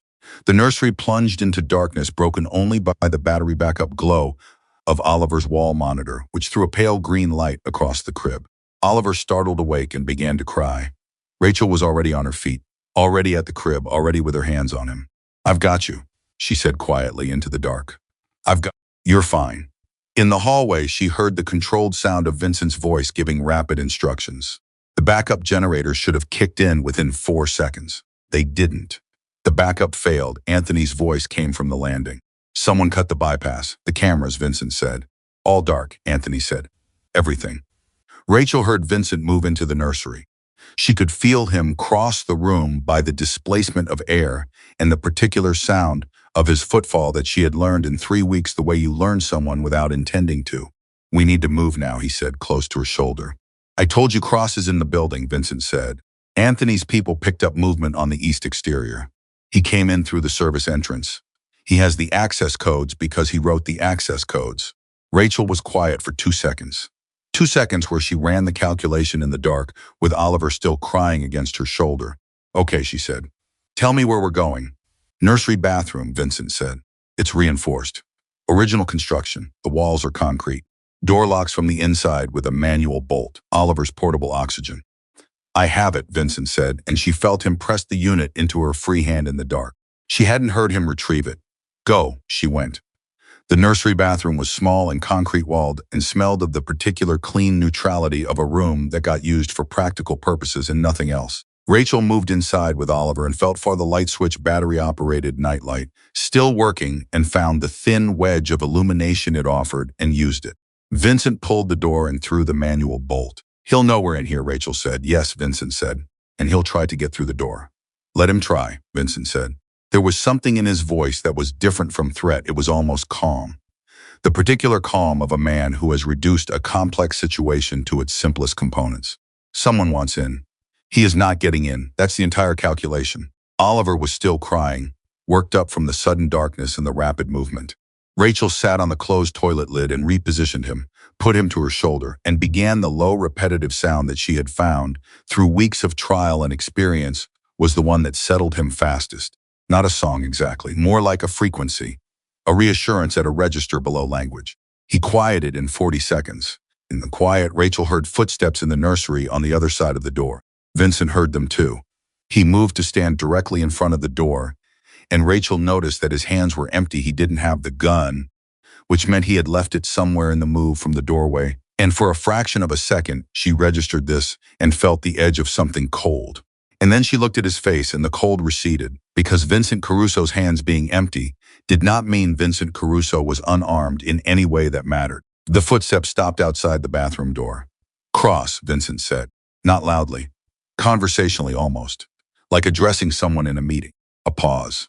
Then, from the other side of the door, "Vincent." Cross's voice was different than Rachel had heard it in the daytime, tighter. The professional smoothness compressed into something that was working very hard to hold its shape. "I need you to open the door." "That's not happening," Vincent said. "This doesn't have to go badly," Cross said. "I need 5 minutes. I need you to hear something. Talk through the door. Another baby. Let me know he's all right." Rachel looked at Vincent. He looked at her. He's fine, Rachel said before Vincent could decide whether to answer. She said it clearly, in the direction of the door. He's breathing normally. He's calm. A silence from the other side. Rachel. The way Cross said her name was different from the way Mercer had said it. Less controlling, more complicated. I didn't know he was going to use a faulty device on the baby. I want you to understand that. The plan was never to hurt the child. What was the plan, Rachel said? To create instability. Medical episodes that would look natural. Not what happened. A baby turning blue is not instability, Rachel said. It's attempted murder. And you built the camera gap that allowed the device to be placed. A longer silence. I need to talk to Vincent, Cross said. Alone, no, Vincent said. Vincent, she stays on the line, Vincent said. Whatever you're going to say, you say with her hearing it. That's the condition. The only one. Rachel looked at Vincent in the thin light. He was looking at the door, but he said the condition with the particular clarity of someone who has decided something and is saying it out loud for the first time, not as a tactical move, but as a statement of a value he has just chosen to hold. She stays. The weight of those two words in that moment, in that small concrete room, was something Rachel would think about for a long time afterward. Cross was quiet for what felt like a full minute. Then he said, Raymond Morelli. Vincent's jaw tightened. He's been buying access inside your network for 14 months, Cross said. He came to me 18 months ago. He said he needed the harbor routes. He said it didn't have to be violent, he just needed leverage. Something that would make you willing to negotiate. He used my son as leverage, Vincent said. The original plan was the shipping records, Cross said, creating discrepancies, making it look like your accounts were being mismanaged. Mercer was a later addition. Morelli found out about Oliver's condition through a contact at the hospital and Mercer approached him. Not the other way around. Mercer went to Morelli, Rachel said. Yes, Cross said. Mercer had a debt with Morelli, a financial one. He offered information and medical access as payment. Morelli saw an opportunity. Rachel processed this. The shape of the conspiracy had just shifted. Mercer wasn't a tool Morelli had recruited. Mercer had offered himself, had gone to a crime boss with a plan to use a sick baby as collateral. Cross, Vincent said, his voice had gone very quiet. The quiet was worse than the anger would have been. Open the outer nursery door and step into the hallway. Leave the weapon on the floor. If I do that, federal agents are going to be in this house within the hour, Vincent said. Anthony is already on the phone. You step into that hallway with your hands open and you're a witness. You stay on the other side of this door and you're something else. What's the difference? Cross said. And there was something in his voice that had cracked slightly, not broken, but cracked. The sound of a man who has been running a calculation for 18 months and has just arrived at a result he didn't want. You think a federal deal is better than... The deal is not the point, Vincent said. The evidence on your phone, the messages, the transfers, the recordings you've been making as insurance because you knew Morelli would eventually decide you were a liability. You give that to federal investigators and Morelli and Mercer go away for a very long time. That's the point, another silence. Longer this time. How do you know about the recordings, Cross said. Because you're not stupid, Vincent said simply. And because I've known you for 7 years, and I know how you protect yourself. The silence that followed was the longest one. Rachel held Oliver and watched the door and counted her own heartbeats with the clinical detachment of someone who has learned that fear is data and data can be used. Then they heard it. A sound on the other side of the door. Metal on hardwood. A weapon being set down. Then footsteps moving toward the outer nursery door. Then the outer door opening. Then Martinez's voice in the corridor, calm and professional and very final. Hands. Both of them. Now. Rachel exhaled. Oliver made a small sound against her shoulder, the sound of someone who has been asleep through all of this and is beginning to wonder about breakfast. Vincent turned from the door. He looked at Rachel in the thin light. He looked at Oliver. He reached out and put one hand on the back of Oliver's head, just briefly, just for a second. And Rachel felt the weight of it through the baby's hair and understood that it was not directed at Oliver alone. He dropped his hand. He drew the bolt back and opened the door. The nursery was dark except for the battery monitor's glow, and the sound of Martinez and another guard handling Cross in the corridor came through clearly in the emptied quiet of the room. Outside the estate's windows, the first thin suggestion of dawn was beginning, the sky not yet light but no longer fully dark, the particular hour that belongs to neither the night nor the morning. Anthony appeared in the doorway. Feds are 20 minutes out. Cross is secured. He looked at Rachel. You all right? Fine, Rachel said. Anthony looked at her holding Oliver in the thin light and said nothing further. He went back to the corridor. Vincent sat down on the edge of the crib. He put his elbows on his knees and his face in his hands for exactly 4 seconds. Rachel counted them. And then he straightened and put his hands down and was Vincent Caruso again. But she had seen the 4 seconds. She would not forget them. "Cross his phone," Rachel said. "You need to make sure federal agents have it before anyone else touches it. Everything on it, the messages, the transfers, the recordings, the chain of custody matters. If it gets handled wrong, Morelli's lawyers will use it." Vincent looked at her. "You know a lot about evidence procedure for a nanny." "I spent 18 months learning how evidence gets buried," Rachel said. "I know what it looks like from the wrong side of the room." Vincent stood. He looked at her for a moment that stretched past its ordinary length, the way moments do when they are carrying more than the present tense. "I need to ask you something," he said. "Okay," Mercer said. "When the federal agents get here, you'll have to make a statement. Your name goes into the record. The settlement, the non-disclosure, your history with him, all of it becomes part of the investigation. Morelli's attorneys are going to use everything they can find." "I know," Rachel said. "It'll be hard." "It was already hard," Rachel said. Being quiet was harder. He looked at her for another long moment. "I'll have my attorney on the phone in an hour. You'll have representation before you give any statement. You don't have to." "I know I don't have to," Vincent said. "I'm choosing to." Rachel looked at him.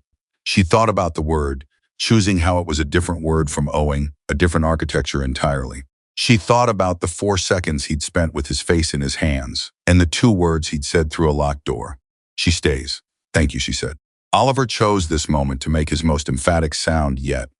The one that meant the question of breakfast was no longer philosophical but urgent and immediate, and Rachel shifted him, and Vincent, without being asked and without comment, went to the small supply shelf and retrieved the formula preparation supplies and handed them to her in the correct order, without having to be told what order was correct.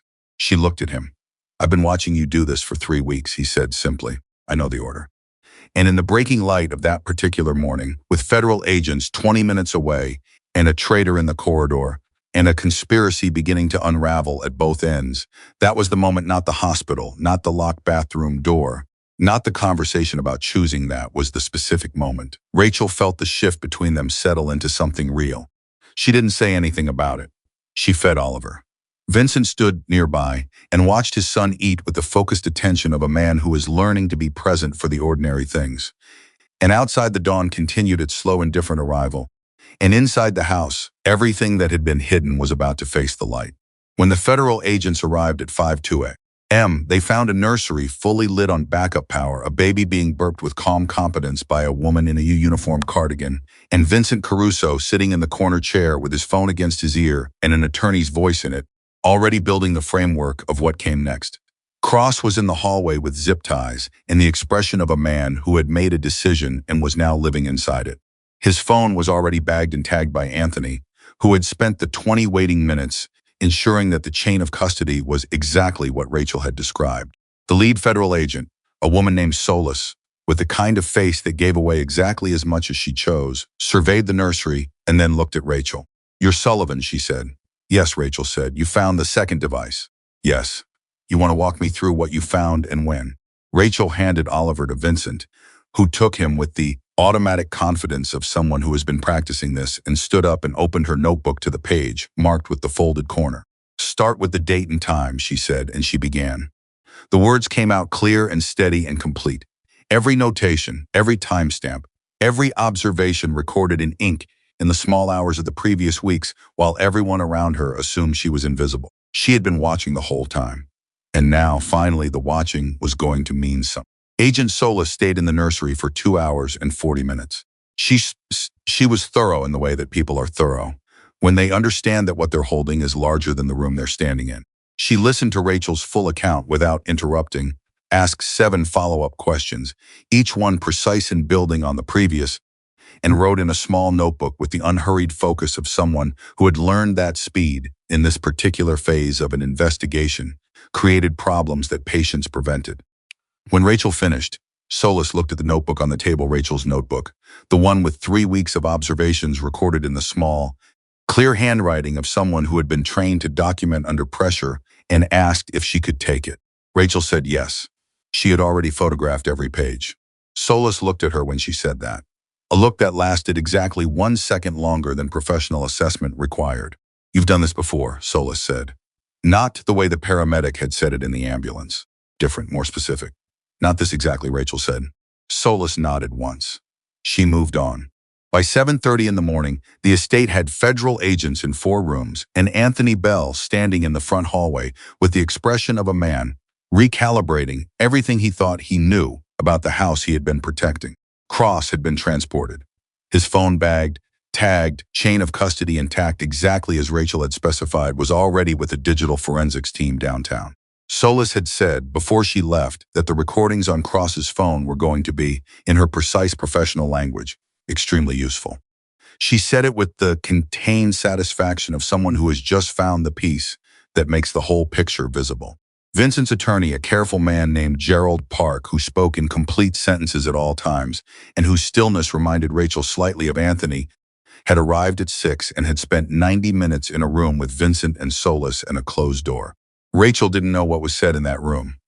She was in the nursery with Oliver, who had eaten and been changed, and was now conducting his ongoing investigation of his own fists, unconcerned with everything that had happened in the night. She was sitting in the chair beside his crib when Vincent came in at 7:47 a.m.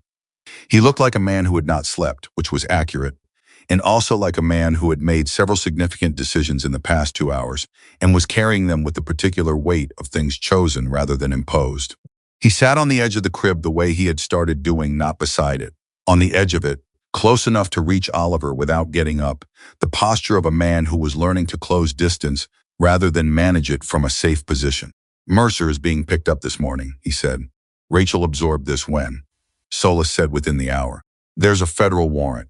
Cross's phone has 17 recorded conversations between Mercer and Moretti going back 11 months. Payment transfers, schedules, specific references to Oliver's medical visits." He paused. "References to you." Rachel was quiet. "Mercer knew you were here by the 4th day," Vincent said.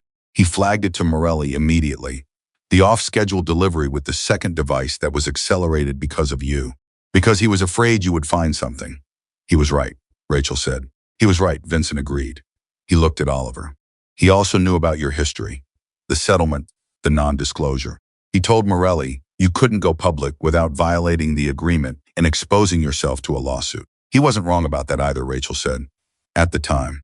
Gerald says the federal investigation supersedes the settlement terms. The non-disclosure becomes void when it was used to cover criminal activity. You can testify without legal exposure." Rachel sat with that for a moment. The settlement agreement had been the cage she had carried for 2 years, not a visible one, not the kind that other people could see, but present in every conversation she'd had, every calculation she'd made about what she could say and to whom and how much. The feeling of it suddenly being void was not immediately relief. It was something more complex, the disorientation of a weight you've carried so long that its removal changes how you stand. "I'll testify," she said. "Gerald will prep you, he's good." "I don't need a lot of preparation," Rachel said. "I've been preparing for 2 years. Vincent looked at her. "I know." A brief silence. Oliver made a sound of discovery. The fist had done something new and unexpected, and both of them looked at him automatically. The way people look toward a sound that means something is all right. "There's something else," Vincent said. His voice had changed register slightly. Rachel recognized the change.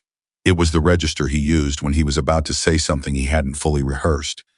And those were always the things that were truest. "Solis wants my cooperation," he said. "Full cooperation. Evidence against Moretti, financial records, testimony about the harbor operations." He stopped. "And other things. Things that aren't related to Moretti or Mercer or any of this." Rachel waited. "My attorney says the deal they're offering is the best available outcome for someone with my particular history," Vincent said with a dry precision that was the closest he came to dark humor. "Reduced exposure, legal restructuring, supervised oversight of the legitimate operations." "What does full cooperation mean?" Rachel said. "It means I give them everything," Vincent said. "And everything is a significant word in my situation." Rachel looked at him directly. "Are you asking me what I think you should do?" "No," Vincent said. "I've already decided." A pause. "I'm telling you because he stopped." The stillness that followed was the kind where someone is finding the right language for something they haven't put into words before. "Because you're the only person in this situation who has been honest with me without wanting something from the honesty. And I've gotten used to that. I didn't realize how much I'd gotten used to it until I thought about not having it." Rachel held his gaze for a moment. Then she said, "What did you decide?" "I'm cooperating," Vincent said. "Full terms." Gerald's already drafting the agreement. The room was quiet. Oliver had moved on from the fist and was now studying the ceiling with the same focused intensity, having apparently concluded that the ceiling was a subject worth investigating. "There's a cost to that," Rachel said. "Yes. You lose the operation. The influence. A lot of the men who work for you. Yes, you'll face legal penalties." "Some," Vincent said. "Gerald thinks the cooperation terms keep me out of a federal facility, but there will be fines, supervised conditions, restrictions." He said this without apparent resentment, which was itself something Rachel noted. "I know what it cost us, do you?" Not challenging. Genuine. Vincent looked at her steadily.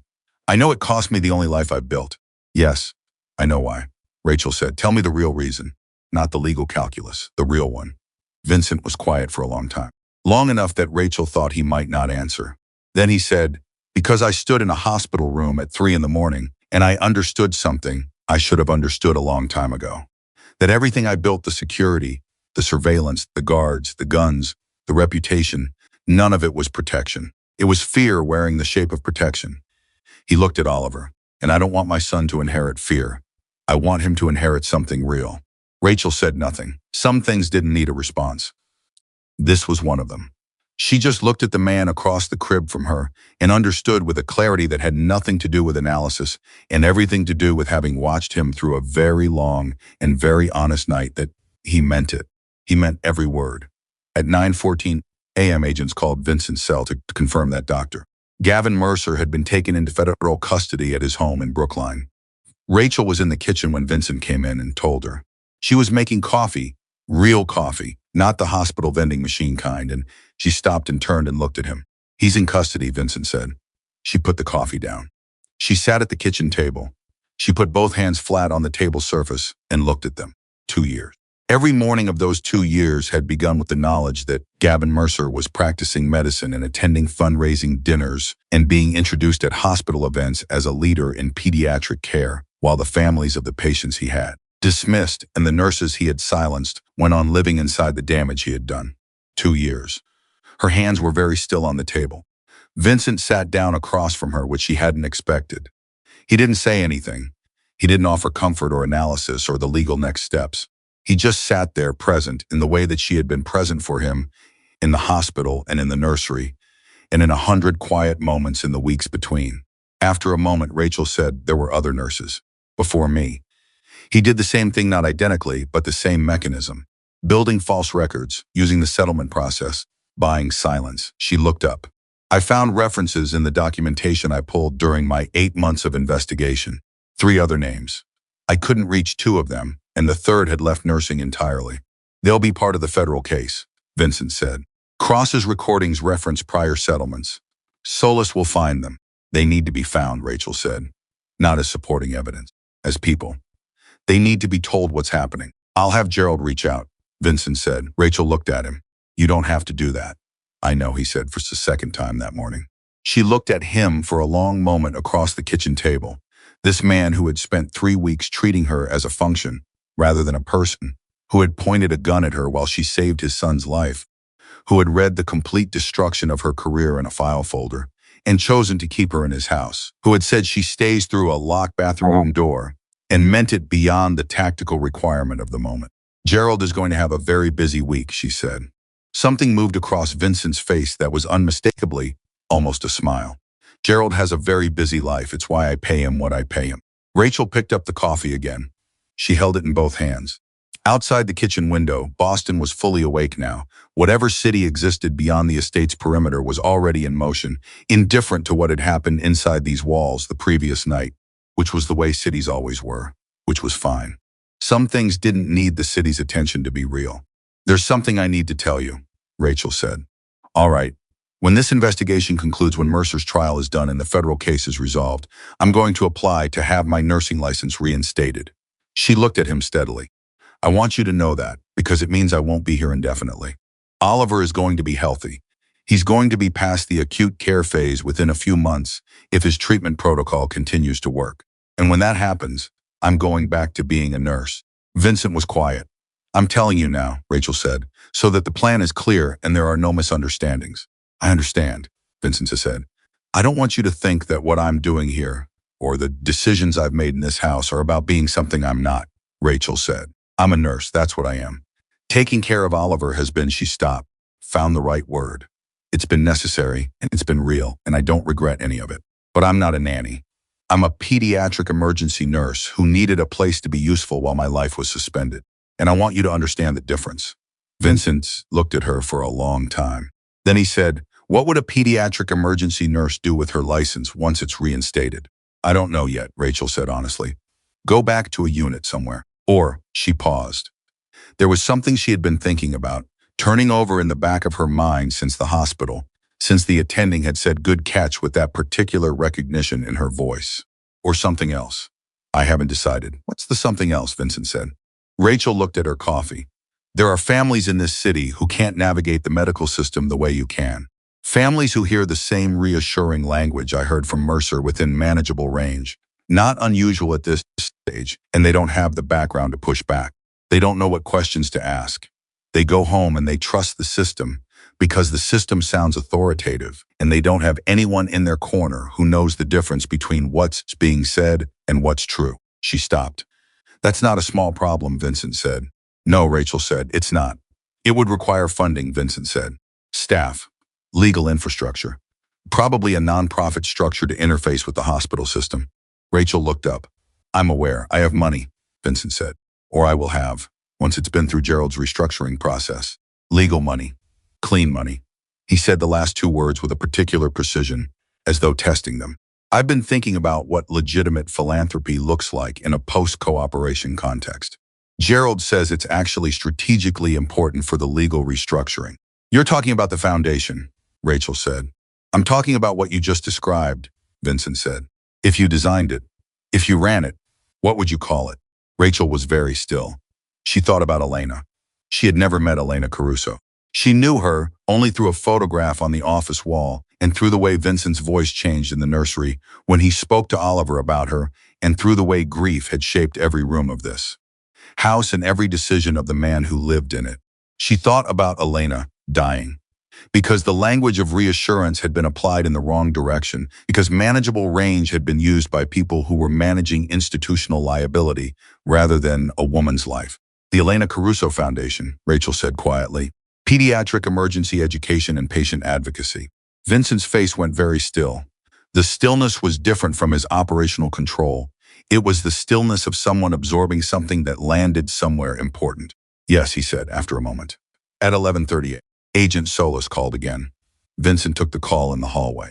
Rachel could hear his side of it controlled monosyllables. 2 questions. A confirmation, and when he came back into the kitchen, his expression had the particular focused quality that meant the situation had just developed in a direction that required immediate attention. Morelli, he said. Rachel, he's moving. Cross's phone recordings were apparently more comprehensive than Solis initially indicated. There's evidence of a federal contact Morelli has been running inside the investigation, not Solis's team, a different unit. Someone who's been feeding him information about the timeline. He knows about the federal warrant, Rachel said. He knew within an hour of Cross's arrest, Vincent said. He's been making arrangements since 4 this morning. He's going to run. He's going to try, Vincent said. Solis has assets at Logan and the 2 private airfields he uses. But Morelli has been doing this for 30 years. He has contingencies. Rachel looked at him. What can you do? I know how Morelli thinks, Vincent said. I know his contingencies. I know the 3rd airfield that's not on Solis' list because it's registered under a subsidiary that's 3 layers removed from anything connected to his name. He paused. I can give that to Solis. But it means giving her information that confirms the depth of my own knowledge of his operations. Which affects your cooperation terms, Rachel said. Which accelerates them, Vincent said. Gerald says it actually strengthens my position. The more specific and actionable the information I provide, the better the terms. But it also means there's no walking it back. Once I give Solis the 3rd airfield, the cooperation is real and it's complete and it's irreversible. Rachel looked at him steadily. Are you asking me? No, Vincent said. I'm not asking you. I've already decided. He was already picking up his phone. I'm telling you. Because you asked me to tell you the real reasons, and I am trying. He stopped. A brief pause, very brief, the pause of a man who is not accustomed to the particular vocabulary of transparency and is learning it in real time. I am trying to be the kind of person who does that. He called solace. He gave her the airfield. Rachel stood in the kitchen and listened to him do it, and felt something in her chest that she was not ready to name, but was also no longer willing to pretend wasn't there. At 2:17 p.m., Solis confirmed that Raymond Morelli had been apprehended at the third airfield before his chartered flight could depart. He had been 20 minutes from wheels up. 20 minutes. Vincent received the call in his office. Rachel was in the nursery with Oliver. Anthony Bell told her, coming up the stairs with the particular energy of someone delivering news that changes the shape of a day. It's done, Anthony said. Morelli's in custody. Mercer's in custody. Cross is cooperating. It's done. Rachel looked at Oliver in the crib. He was asleep genuinely, deeply asleep. The sleep of a child whose body had been given what it needed and was now doing the uncomplicated work of growing. His breathing was steady and even and completely unremarkable, which was the most beautiful thing Rachel had ever monitored. Thank you, she said to Anthony, which surprised him enough that he didn't immediately respond. She stood at the crib for a long time after he left. She had spent 2 years inside the wreckage of what Mercer had done to her. 2 years of the non-disclosure and the empty bank account, and the nursing license sitting in a desk drawer, and the knowledge that what happened to her was still happening to other people, and she didn't have the position or the resources to stop it. 2 years of making herself useful inside the confined space of what was available to her, which had turned out to be, improbably and completely without planning, this house, this child, this specific intersection of her knowledge and his need. She had not planned any of it. She had responded to a job listing in a rainstorm and walked into a foyer where a baby cried and quieted in 11 seconds. And everything that followed had been the consequence of staying when leaving would have been easier. She had stayed because of Oliver. That was true and complete, and she would not revise it. But she was also honest enough in the quiet of the nursery to acknowledge that it was not the only true thing. At 4:00 p.m., Vincent knocked on the nursery door. She had noticed that he knocked every time now. Every single time. Such a small adjustment, and she felt it every time it happened. Come in, she said.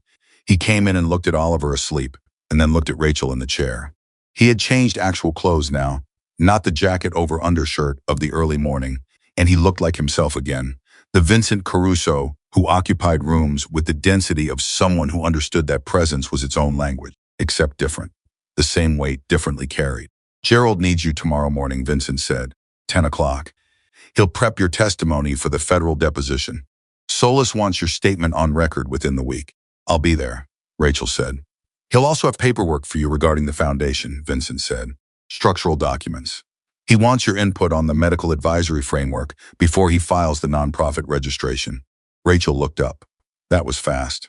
Gerald moves quickly when he has clear instructions, Vincent said. It's one of his better qualities. A brief silence. Oliver shifted in the crib without waking. I also called Boston General, Vincent said. Rachel stilled. Why? Dr. O.C. Oliver's new pulmonologist, Vincent said. She sits on the State Nursing Board's licensing review committee. I introduced myself and explained the situation and asked if she would be willing to speak to the relevant people about expediting the review of your reinstatement application. Rachel stared at him. She said yes, Vincent said. She also said, and I'm quoting directly because I thought you would want the exact words, that the emergency response you performed on Oliver was, he paused, consulting his memory. Quote, the kind of clinical decision-making that takes years to develop and represents exactly what the profession loses when it allows institutional politics to determine who gets to practice. Rachel looked at him for a very long time. You didn't have to do that, she said. I know, he said. Third time I'm choosing to. She looked away from him because if she kept looking at him, she was going to say something that deserved more time and more space than a nursery's at 4 p.m. after a night like the one they had just survived. Vincent, she said, still not looking at him. When this is over, the deposition, the trial, the foundation's set up. All of it, I need you to understand that I'm going to be making decisions about my life based on what I want, not based on what I owe you or what you've done or what would make things easier for anyone else. I understand that, he said. I want to make sure, Rachel said, because you have a way of arranging things, and I'm not something that can be arranged. No, Vincent said, and his voice had something in it that was different from agreement, closer to recognition. You're not, she looked back at him. He held her gaze with the directness that was, she had learned, his most honest mode, not the controlled face he showed in his office or the assessed look he used when he was calculating, but the simple, unguarded look of a man who is present in a moment and not trying to manage it. "I'm not arranging anything," he said. "I'm just making sure the path is clear. What you do on it is your choice." It was always your choice. She had said those exact words to him in this room 3 weeks ago. He had been listening. He had been listening the whole time. At 6:30 p.m., something happened that nobody had planned for, which was that Vincent Caruso went to visit his wife's grave. Rachel found out afterward from Anthony, who had driven him. She found out because Anthony came back looking like a man who had witnessed something private and was uncertain what to do with it. And he told her in the kitchen while she was making Oliver's evening bottle, in the careful, edited way that Anthony told things he thought mattered. Vincent had gone alone to the grave, or as alone as he ever went anywhere, which meant Anthony waited at the car, and he had stood there for 22 minutes, and he had talked. Anthony didn't know what he said. He had stayed far enough back to give Vincent the space that the moment required. He had not brought flowers. He had not brought anything. He had just gone and stood there and talked to the woman he had lost in the most preventable and most inevitable way, the way all the losses that break us feel both impossible to have stopped and impossible to accept. He had come back to the car with his face clean and his jaw set and his eyes red in a way that he didn't try to conceal, which Anthony noted as the most significant detail of the entire evening. Rachel held this information carefully, the way you hold something fragile that belongs to someone else. When Vincent came into the kitchen at 7 to check on Oliver, she looked at him and he looked at her, and neither of them said anything about where he had been. She handed him the evening bottle and he took it and went upstairs to feed his son. And that was the conversation that didn't need to happen in words. She listened to his footsteps on the stairs. She listened to the nursery door. She listened to the silence that meant he was in there with Oliver, just the two of them, doing the quiet, ordinary, necessary thing. She thought about Elena Caruso. She thought about a foundation with that name on the door, and families in waiting rooms who would walk into it not knowing that the name meant something specific, meant a woman who died too young, because the language of reassurance was used in the wrong direction, and who would walk out with someone in their corner who understood the difference between what was being said and what was true. She thought about what it meant to save more than one life. She had saved Oliver's life on a stormy January night with a pair of forceps and 30 seconds of CPR. But Oliver was not the only one who had needed saving in this house. She used that from the beginning. She had known it in a way she couldn't have articulated on the night she accepted the job in the rainstorm, but knew now with the clarity of someone who has lived through the proof of it. The man upstairs feeding his son in the quiet evening, the man who had just stood at his wife's grave and said the things that needed saying, the man who had chosen transparency over control and accountability over power, and stayed through every hard conversation because she asked him to. That man had needed saving too, just in a different way. And she had stayed. She picked up Oliver's backup blanket from the kitchen counter, the one that always ended up in the wrong room, and she carried it upstairs and left it outside the nursery door without knocking. She went back downstairs. Tomorrow, there would be a deposition and a foundation and a nursing license review, and the long procedural work of holding powerful men accountable in public places where it couldn't be sealed away again. There would be hard days and complicated days and days when the right thing was expensive in ways that couldn't be fully anticipated. But tonight in this house, there was a baby breathing steadily and a father learning to put something down in a woman who had spent 2 years being invisible, finally standing in the full weight of what she knew. That was enough for tonight. That was more than enough. The federal deposition took 4 hours. Rachel sat across from 2 assistant U.S. attorneys and Agent Solis, and a court reporter whose fingers moved with the quiet mechanical certainty of someone who had transcribed things far worse than this. And she told the truth. All of it. Every notation from the notebook, every timestamp, every observation about Oliver's breathing patterns and the tampered devices and the delivery logs and the authorization signatures and the 40-second camera gap. She told it in the order it happened, in the precise language of someone who understood that precision was the only thing that made testimony bulletproof. Gerald sat beside her. He had told her that morning, over coffee in his office, that she was going to be the most important witness in this case, not whose cooperation was transactional and not the financial records, which required expert interpretation. Her, a woman with a notebook and 3 weeks of observations and 7 years of pediatric emergency experience that no settlement agreement could erase from her hands. She had not felt important. She had felt the way she always felt, before something difficult quiet inside, the quietness of someone gathering themselves for the specific work ahead. She told the truth for 4 hours. When she came out of the federal building at 2:30 p.m., Vincent was waiting on the steps. She hadn't asked him to be there. She hadn't told him the time. She stopped when she saw him, and he looked at her with the direct, unguarded look that she had decided was his most honest face, and he said, "How did it go?" "Well," she said, "I think. Gerald called me. He said, and I'm quoting, that you were immaculate." Something loosened in Rachel's chest. Just slightly. Just enough. "He has high standards," she said. "He does," Vincent said. "That's why I trust him." They walked to the car together. Not close, there was still appropriate distance. The distance of two people who understand that the space between them means something and are not ready to collapse it carelessly, but together. Walking in the same direction at the same pace, which was itself more than it had been a month ago. In the car, Vincent said, "Solis called while you were in there." Rachel looked at him. "Mercer's attorney made a plea offer this morning," Vincent said. "Full admission. Federal charges on the medical fraud, the conspiracy, the evidence tampering. State charges for the harm to Oliver and the prior patients. He's not going to trial." He paused. "He wants to avoid the public testimony." Rachel absorbed this. She had been preparing for trial. She had building herself toward the specific experience of sitting in a courtroom and saying Gavin Mercer's name out loud in front of a jury, and the building toward it had taken on its own weight and momentum, and now she was being told it wasn't necessary. She had a complicated feeling about that. "Solis says the plea terms are strong," Vincent said. "No medicine. Ever. Federal conviction on record. The settlement agreements he used yours and the others voided formally and publicly. Part of the public record." "Publicly," Rachel said. "Publicly," Vincent confirmed. His attorney fought that. Solis said no. The public record was non-negotiable. Rachel looked at her hands in her lap. The settlement that had been the cage for 2 years was not just void, it was going to be entered into federal court documents as evidence of criminal conduct. The silence he had bought was going to be named in writing in a record that anyone could access. "The other nurses," Rachel said. "Solis's team found all 3, Vincent. All 3 have been contacted. 2 of them are working with federal investigators. The third, the one who left nursing, she's been in contact with Gerald. He's helping her separately." Rachel pressed her lips together. She looked out the window at the city moving past. She thought about 3 women she had never met, whose names had appeared in documentation she had assembled over 8 months of careful, frightened, determined work. Names she had carried with her through everything that followed. Names she had never been able to do anything with until now. "Okay," she said. The word came out smaller than she intended, carrying more than she meant it to. Vincent didn't try to expand on it. He let it be what it was.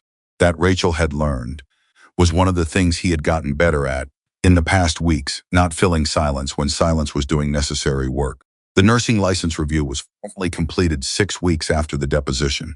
Dr. Osi had done what she said she would do, and the people she had spoken to had listened, and the state nursing board had reviewed the case with the particular attention that cases receive when federal investigators have already established that the original complaint was fabricated by a man now facing federal charges for medical fraud. The letter arrived on a Thursday. Rachel opened it at the kitchen table in her apartment, not the estate, her own apartment, where she had moved back 3 weeks earlier when Oliver's treatment protocol had stabilized enough that he no longer required intensive monitoring. She had discussed the transition with Vincent and with Dr. Osi and with Oliver himself, who had expressed his opinion through the medium of grabbing Rachel's finger very hard when she told him she was going to see him less, which she chose to interpret as both protest and eventual acceptance. She had left the estate. She had chosen to leave, on her own timeline, for her own reasons, the way she had told Vincent she would. He had not tried to change her mind or adjust the circumstances to make leaving harder. He had helped her move the 2 boxes she had accumulated. She traveled light, always had, and he had stood in the parking area of her building and said, "Oliver has a checkup Thursday, Dr. Osi at 2. I'll send the car if you want to be there." "I'll be there," Rachel had said. "I know," he had said. Now she read the letter. She read it twice.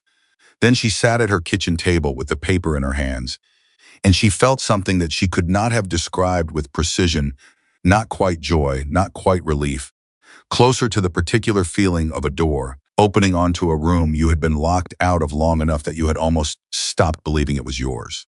She called her mother, which surprised even herself, because she and her mother had the kind of relationship that functioned better in practical conversation than emotional territory. But her mother answered and Rachel told her, and her mother was quiet for a moment and then said, "I always knew they were wrong," which was not what Rachel had expected her to say, and which was exactly what she needed to hear. She sat with the letter for a long time after the call.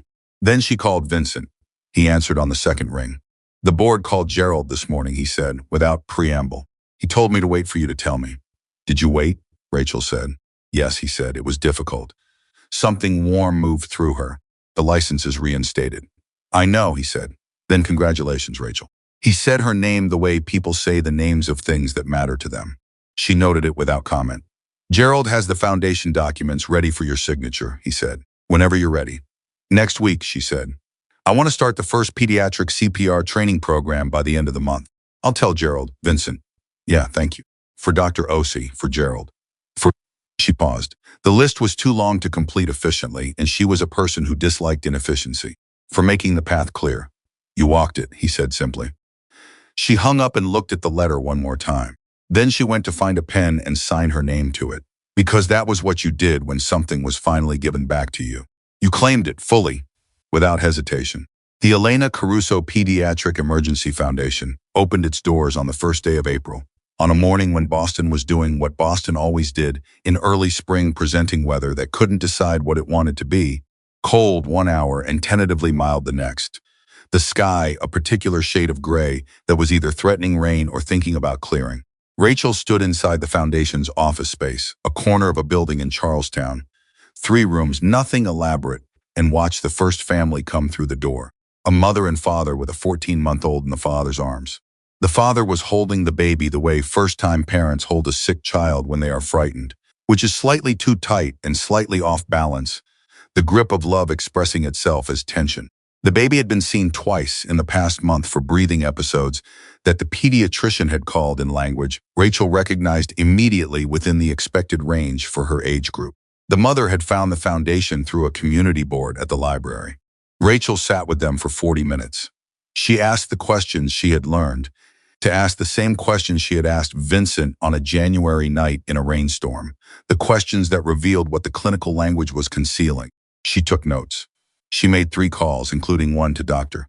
Osi, who agreed to see the child the following morning. By the time the family left, the father was no longer holding the baby too tight. Something in him had released the specific release of a person who has been given the thing they needed most, which was not a diagnosis or a treatment plan, but simply someone who took what they were seeing seriously. Rachel stood at the door after they left and felt the particular satisfaction that she had first felt in a pediatric emergency unit 7 years ago and had been living without for 2 years and had not fully understood how much she had missed until it was back. This was what she was for. The first month of the foundation, they served 11 families. The second month, 23. By the 4th month, they had a waiting list and 3 volunteer nurses from Boston General who had read about the foundation in a medical community newsletter and contacted Rachel directly. One of them was a woman named Patricia Okafor, who had left Mercy General 8 years ago after a conflict with a department head over patient documentation practices. Patricia sat down with Rachel in the foundation's small conference room on a Tuesday afternoon and said, "I read about what happened. I want to help." Rachel looked at her for a moment. Then she said, "Tell me about your 8 years." Patricia told her. It took an hour. By the end of it, Rachel had offered her a paid position, which the foundation could now support on the strength of its first grant, approved 3 weeks earlier through a foundation board that included Dr. Osi and Gerald Park and a woman named Linda who had worked for Vincent Caruso for 9 years and had decided upon his legal restructuring that running a charitable foundation's administrative operations was both more fulfilling and less legally complicated than her previous role. The grant had come from the restructured Caruso legal assets. Clean money, as Vincent had said. Passed through the proper channels, documented at every step, Gerald's fingerprints on the paper trail in the most reassuring way possible. Rachel had signed the grant acceptance without hesitation. She had also, on the day she signed it, written Elena's name on the foundation's donor wall herself, by hand in the same clear, small handwriting she used in her notebooks. It felt like the right thing to do. It felt like the right name to begin with. On a Thursday evening in June, Rachel was at Oliver's checkup at Dr. OC's office when something happened that she had not anticipated and then immediately recognized as something she had been moving toward for longer than she had admitted. Oliver had just been assessed weight up, breathing clear, airway condition fully resolved, developmental benchmarks on track, and doctor. OC had used the word thriving, which was a different word from stable, and a different word from managing, and a different word from all the careful, hedged language that had characterized the first months. And the word thriving landed in the examination room with the particular weight of a word that means exactly what it says. Vincent had been holding Oliver during the assessment. He always held Oliver during checkups. Now he had asked Dr.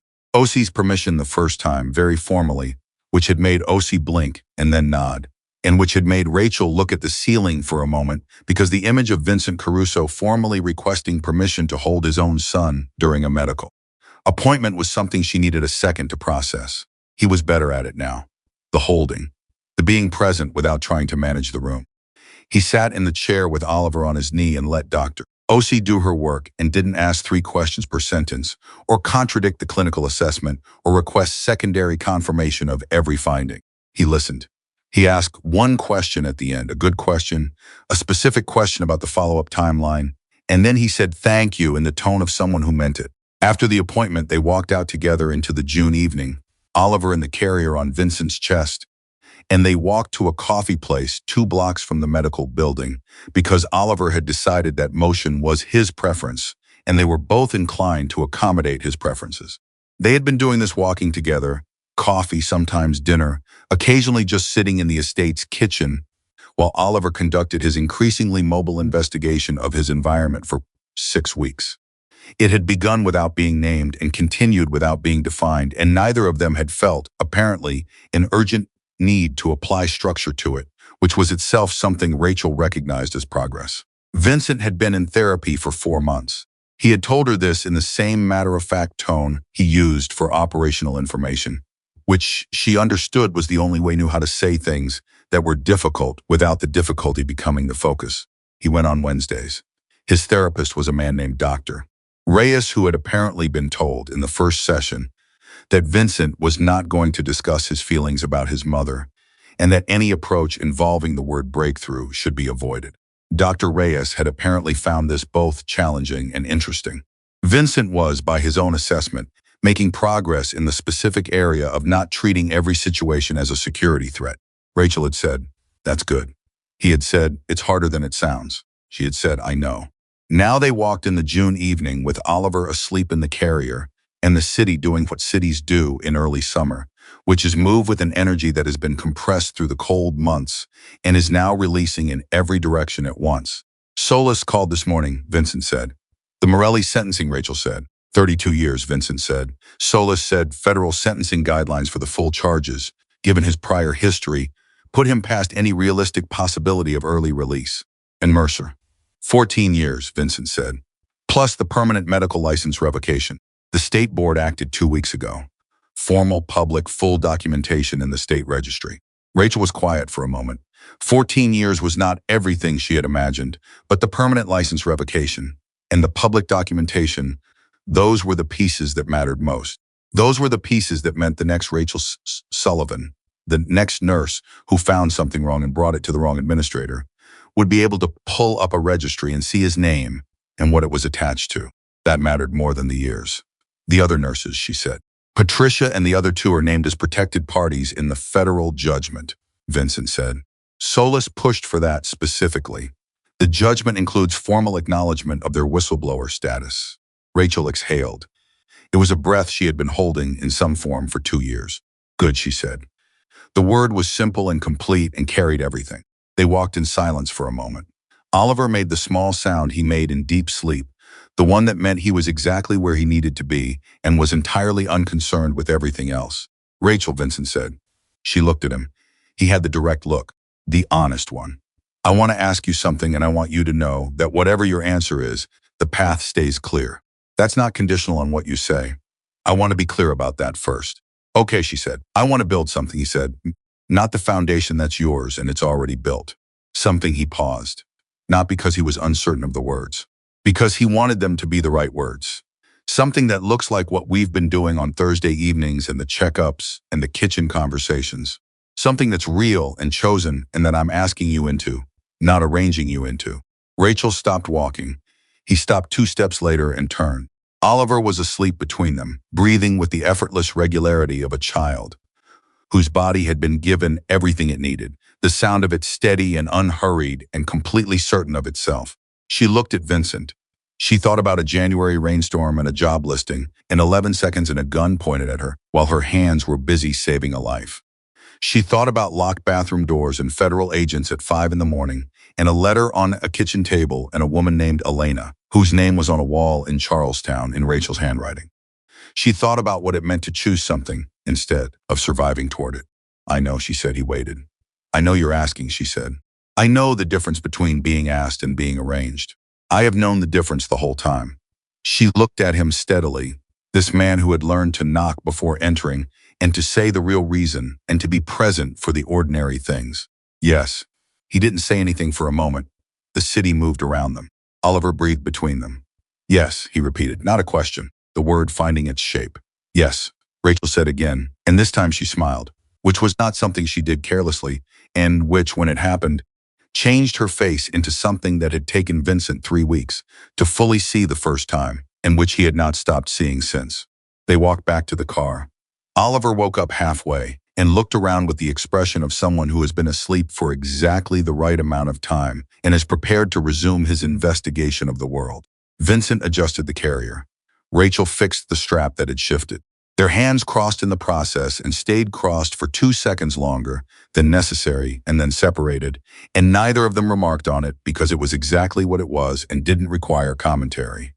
1 year to the day after the night Oliver stopped breathing, Vincent woke at 2:07 a.m. He didn't know why he woke. He didn't know immediately that it was the same time he had to look at the clock for that, and when he saw it, he lay still for a moment with the number in his vision and felt the full weight of what a year could contain. Then he heard a sound from the monitor on the nightstand. His body moved before his mind caught up. 11 months of working against that reflex in Dr. Reyes's office, in the conscious effort of daily practice, in the deliberate choosing of a different response to uncertainty, and his body still moved first. He was in the hallway before he had finished deciding to stand up. He stopped outside Oliver's door. He listened. The monitor sound was not an alarm. It was not the broken, suffocating gasp of a year ago. It was the ordinary sound of a child moving in sleep, the sound of small limbs adjusting, the sound of breathing that was entirely, completely, unremarkably fine. He stood in the hallway with his hand on the doorframe and made himself listen to the fine. He made himself hear it as what it was rather than what it might become. He made himself stand in the ordinary darkness of a house that was no longer a fortress and understand that the absence of cameras in this corridor was not a security failure. It was a choice. A choice he had made and kept making. Every day, the small daily practice of a man who was learning that trust is not a decision made once, but a discipline repeated until it becomes who you are. He opened the door quietly. Oliver was asleep on his back with his arms above his head in the posture of absolute surrender that Rachel had once described to him early in the first weeks as the posture of complete trust. The room was dim and warm, and Oliver's breathing was the steadiest sound in the world. Rachel was in the chair. She had her head tilted slightly to one side, and her eyes were closed, and her notebook was on the table beside her, still always. The notebook, and she was asleep in the particular way of someone who had come to check and stayed without planning to. Vincent stood in the doorway and looked at them. His son and the woman who had saved his son and who had, in the process, changed the fundamental architecture of who he was. He stood there for a long moment with the full weight of a year in his chest, the hospital and the federal agents and the foundation, and the Thursday evenings and a grave he had finally been able to visit, and a therapist who had learned not to say the word breakthrough, and a cooperation agreement that had cost him the only world he knew, and given him back something he hadn't known he'd lost. He crossed to the crib and looked at Oliver. He put his hand on the baby's back for a moment, feeling the rise and fall, the simple biological certainty of it. Then he went to the closet and took out the extra blanket he had started keeping there, the one that always ended up needed on nights when someone had fallen asleep in the chair, and he crossed back to Rachel and laid it over her with the careful, deliberate attention of a man who understands that small acts of care are the only honest currency there is. Rachel's eyes opened. Not startled, just open. The way her eyes opened, fully present from the first second, the reflex of a woman who had spent years waking into situations that required immediate assessment. She looked at him. She looked at Oliver. She understood the full geography of the moment in a single second. "He's all right," she said softly. Vincent looked at his sleeping son, at the breathing that was steady and even, and completely, blessedly ordinary. He looked back at Rachel, wrapped in the blanket, with the notebook on the table beside her, and her eyes fully open in the dim light, present in the way she was always present, completely, without reservation, asking nothing in return except the truth. "I know," he said. He said it the way a man says something he has fought hard to earn the right to mean. "I finally learned how to trust someone." He turned and walked to the door. Behind him, the room held his son's breathing, and the woman who had taught him that real protection was not surveillance or weapons or walls. It was the willingness to be known completely and to stay anyway. He stepped into the hallway. He did not look at the place on the wall where a camera used to be. He didn't need to. The man who had once built a fortress around his fear walked back to his room in the quiet dark, and for the first time in longer than he could remember, the quiet felt like safety rather than threat. Because it was. Because he had learned the difference. Because a woman who everyone had overlooked had stayed in his house and his life until he understood what everyone who had truly loved him had always known, that the strongest thing a person can do is not protect themselves from loss, but choose fully and without guarantee to love something anyway. That was what Rachel had done. With Oliver, with the families who came through the foundation door, with him. That was what he was learning to do. He lay back down in the dark and listened to the monitor steady, clear, unhurried, and closed his eyes. In the nursery, Rachel adjusted the blanket and picked up her notebook out of habit and set it back down without writing anything, because some nights didn't need to be documented. Some nights were simply lived. She looked at Oliver. She thought about an 11-second silence in a January foyer, and a blue-lipped baby, and 30 seconds that contained everything. She thought about all the lives that had turned on that one night. Oliver's, Vincent's, the families coming through the foundation door, the nurses whose names were now in a public record that couldn't be sealed. She thought about her own name, restored and clean, and returned to her at last, ready to be used for what it had always been meant for. She settled deeper into the chair. She listened to Oliver breathe. The woman who everyone had overlooked closed her eyes, and the house that had once been a fortress held her gently. And outside, Boston moved through the small hours of an ordinary night, indifferent and vast and full of people who did not know that in a nursery on a rocky peninsula overlooking the Atlantic, something that had been broken for a long time was, finally and completely, whole.